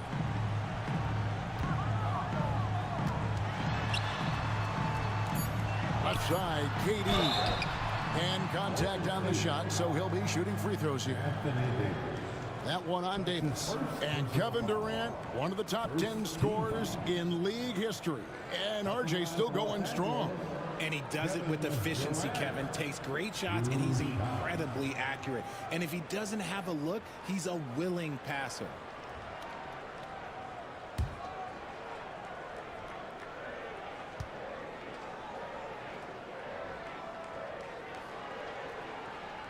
That one is off. You look at Durant's game and you instantly see all the hours of hard work that went into shaping it. He's so polished in every area. His skills are so sharp. And the second free throw, good. Warriors trailed by 19. Pass to Caruso. Right around 3 minutes into the second half. The shot by Turner, no good. The Lakers have gone 2 of 4 here to start the second half. And here is KD. Simmons, a screen on Davis. Davis against KD. Over Davis. Here's Porzingis. Nice work on the board. He's paying off with the basket. He's got 11. Oh, scooped up the board. Porzingis wasting no time going up with it. Morant passes to Turner. Back to Morant.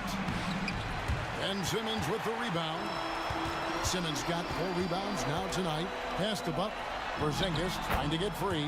And Butler gets it to go. Butler's got his 3rd basket of the night. Strong move by Butler, making sure that was a quality possession.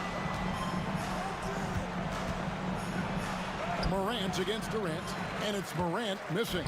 Lakers leading by 23. Hield left side. Outside Butler.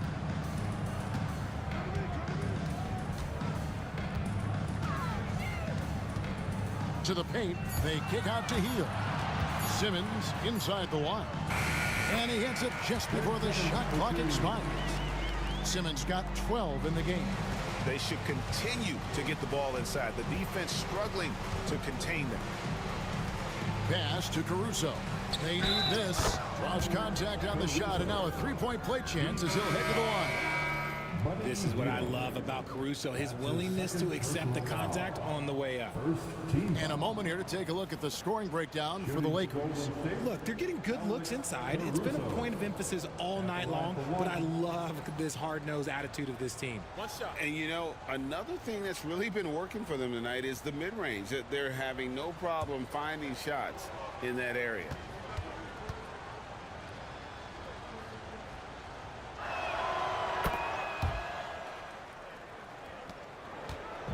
And here's Hield. He'll bring it up for the Lakers.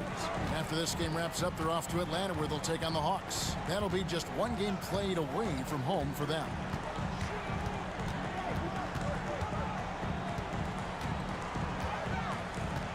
Down to 5 on the shot clock. Nice D from Brooks. And not allowing the shooter even an inch of breathing room on that one. I'm sure they'll think twice about shooting against him next time. Now here's Brooks. 6 points for him. And it's Carter missing. Butler on the way. Brooks covering. Hield outside. Launches a 3. And the rebound goes to the Warriors.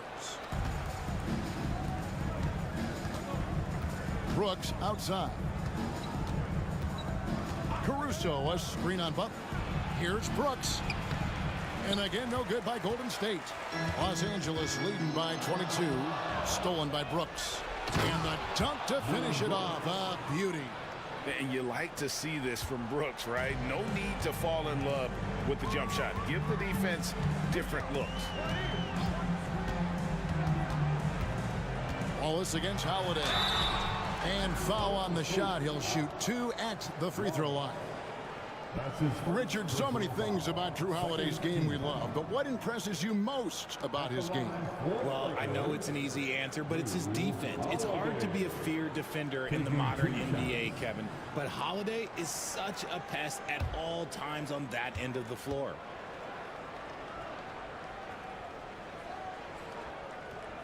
First free throw is good. What you love about Drew Holiday is he's a true teammate. He's selfless and just wants to see his whole squad win.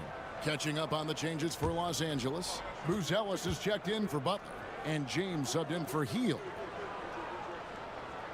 Both free throws good from Drew Holiday.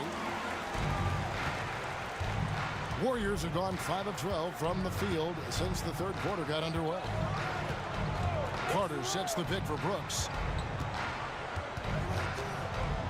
Over Buzelis. And it falls over the rim and in. Brooks has got 10 points. It's just one of those nights where he's been very good, but his team is losing, and that's just an odd feeling. KD against Porter. Over Porter. The shot by KD. No good. Warriors trail by 20. Brooks with it. And Holiday picks him up defensively. Wallace kicks to Porter. Golden State moving the ball around. 6 on the shot clock. Carter with a screen on Porzingis. And that one's good by Porter. And this is the time they wanted to mount the rally and get back into it. Lakers leading by 17. Porzingis with a screen on Brooks. The shot by Buzelis, no good. And it's the Warriors' ball. They're on a 10-2 run here. Brooks finds Caruso. Up top, Porter. He has 5. Carter, the pass to Caruso. And here we go. Fast break. James has got it. Another shot. It's blocked. Out to Porzingis. Three-pointer. Traps in the tray. Porzingis has got 5 points now this quarter. And with the lead, I like the strategy here. Continue to get the ball to guys who can do something with it. This is when good players really get after it. He can sense that they're reeling, and he's going to put his foot on the pedal. And as we conclude the third quarter, pretty much a blowout. It's been a one-sided affair. Lakers ahead, delivering the blowout. And time for the short break, and stay right where you are. The fourth quarter is coming up next.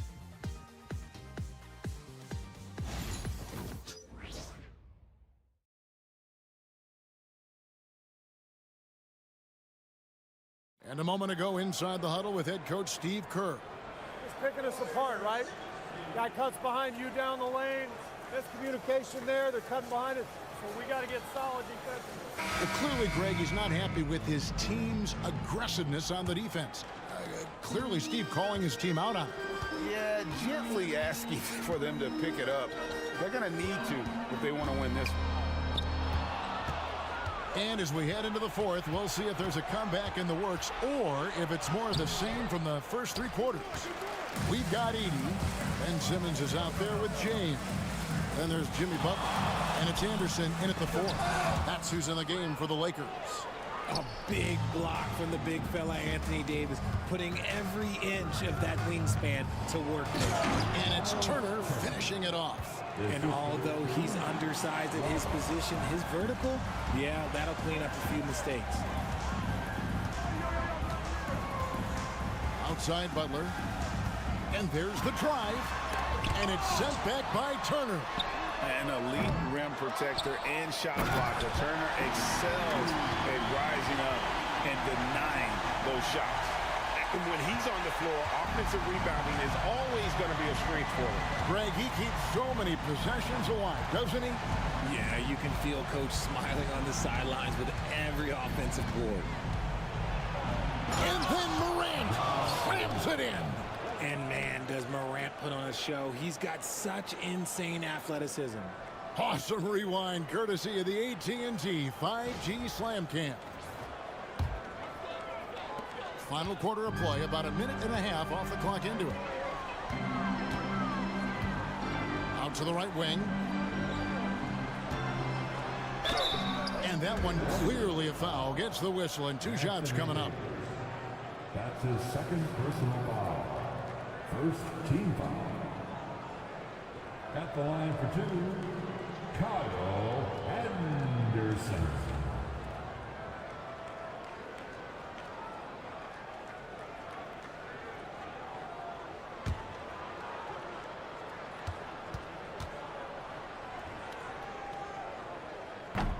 First one falls for him.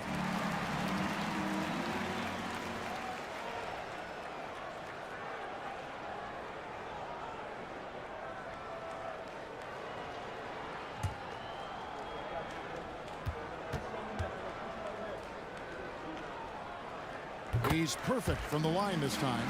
RG, what have you noticed about the young players that enter the NBA today? Unfortunately, the NBA is now tasked with teaching players how to play basketball. The NBA... Oh, my goodness. Man. It's been all about Ja tonight. He can score in so many different ways. And J.J. Redick is called timeout. He's very aware of the timing here and the significance of getting things squared away with his team. Let's hear it for your Laker girl.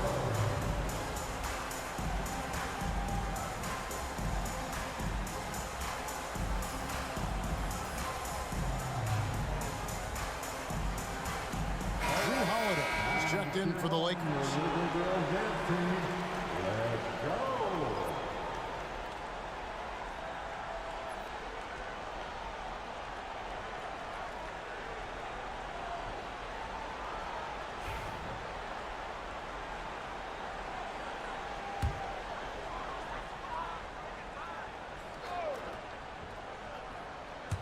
And we're about 2 minutes into the fourth quarter now.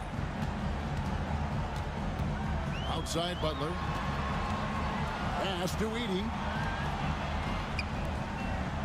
Here's Simmons. Yes, once again, he remains perfect. 6 attempts and 6 hits. And every jumper Simmons makes gives the defense more to think about. That's a nice shot.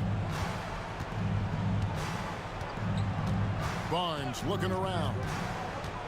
Back to Morant. Good, and it's Barnes picking up the assist. Morant's got 11 in the second half. Barnes against Butler. Anderson up top. Pass to Holiday. To the inside. And down it goes, jamming that one home. Oh boy, to be young again. Makes you nostalgic, doesn't it? Morant against Holiday. Now here's Morant. Guarded closely. And the call on the shot that sends him to the line. It's on Jimmy Butler. The 2022 Rookie of the Year, Scotty Barnes, GA. He had a terrific rookie year, as we know. His second year may have fallen off a little bit. Yeah, it was a bit stagnant for Scotty, but man, he had a monster third year, making his first All-Star game. The playmaking of Barnes especially took a leap.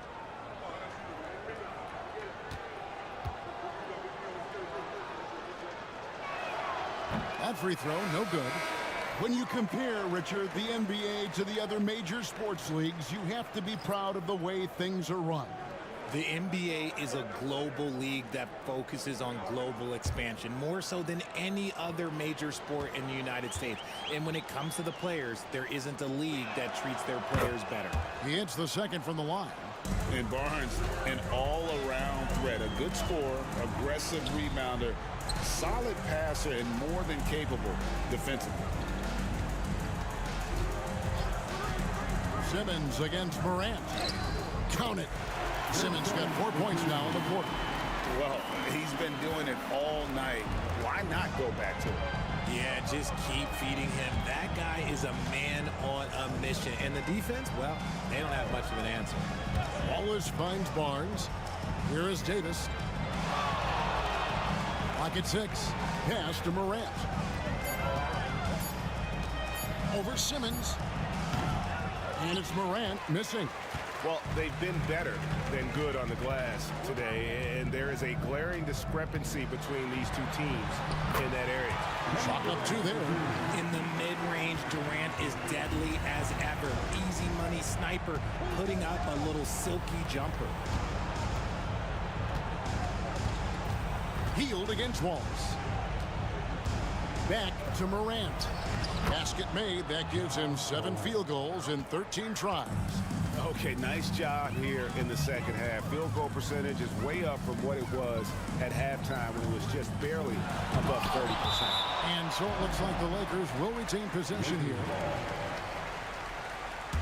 A sensational block that definitely deserves another look. And guys, that block could really help change the momentum of this game. Butler, he's checked in for Anderson. And the Warriors also making a change. Alex Caruso, he's checked in for Morant.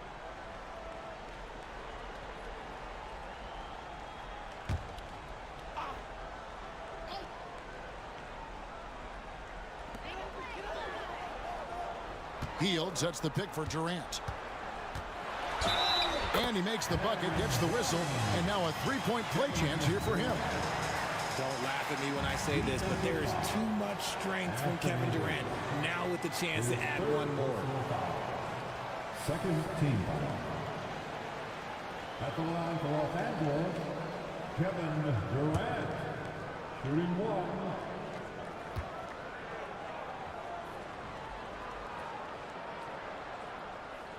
Free throw off from Durant. The NBA has always been a star-driven league, Greg, and that's reflected in team strategies now more than ever before. It is. All over the league, teams now building their systems around their stars, surrounding them with complementary players and running the offense through them as much as possible. Shot clock at 2. Caruso, no good. And it's Durant with the ball. He'll bring it up for the Los Angeles Lakers. Great D that time from Davis. Defense pulled out all the stops to shut him down there. Caruso, the pass to Wallace. Outside for Davis. And they call the foul, so he's got the and one chance here to make it a three-point play. And after an abysmal first half from the field, the shots now starting to fall. And it's a completely new group for Los Angeles. Ja Morant, he's checked in for the Warriors. At the line for 1.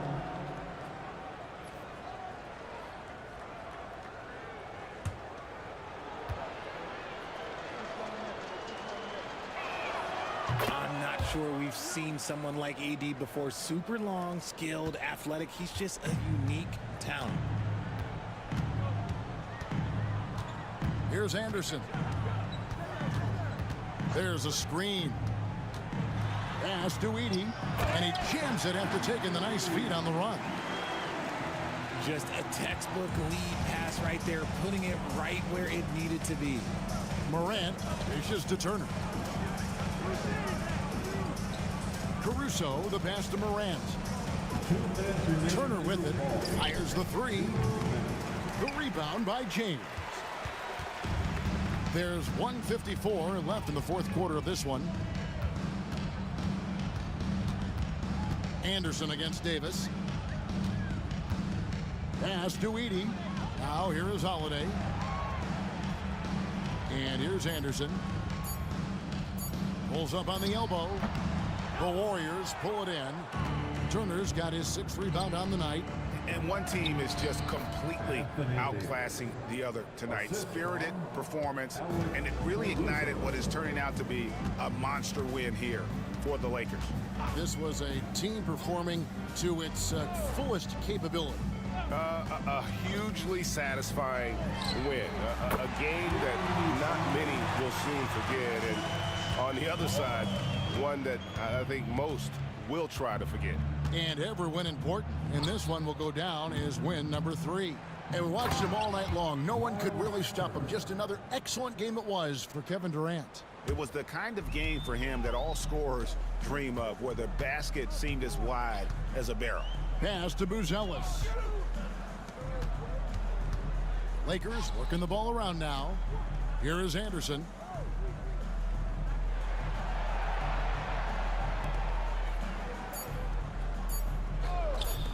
outside Holiday. Barnes grabs the miss. Now here's Turner. Pass to Barnes. Morant outside. And stolen by James. Anderson with the ball.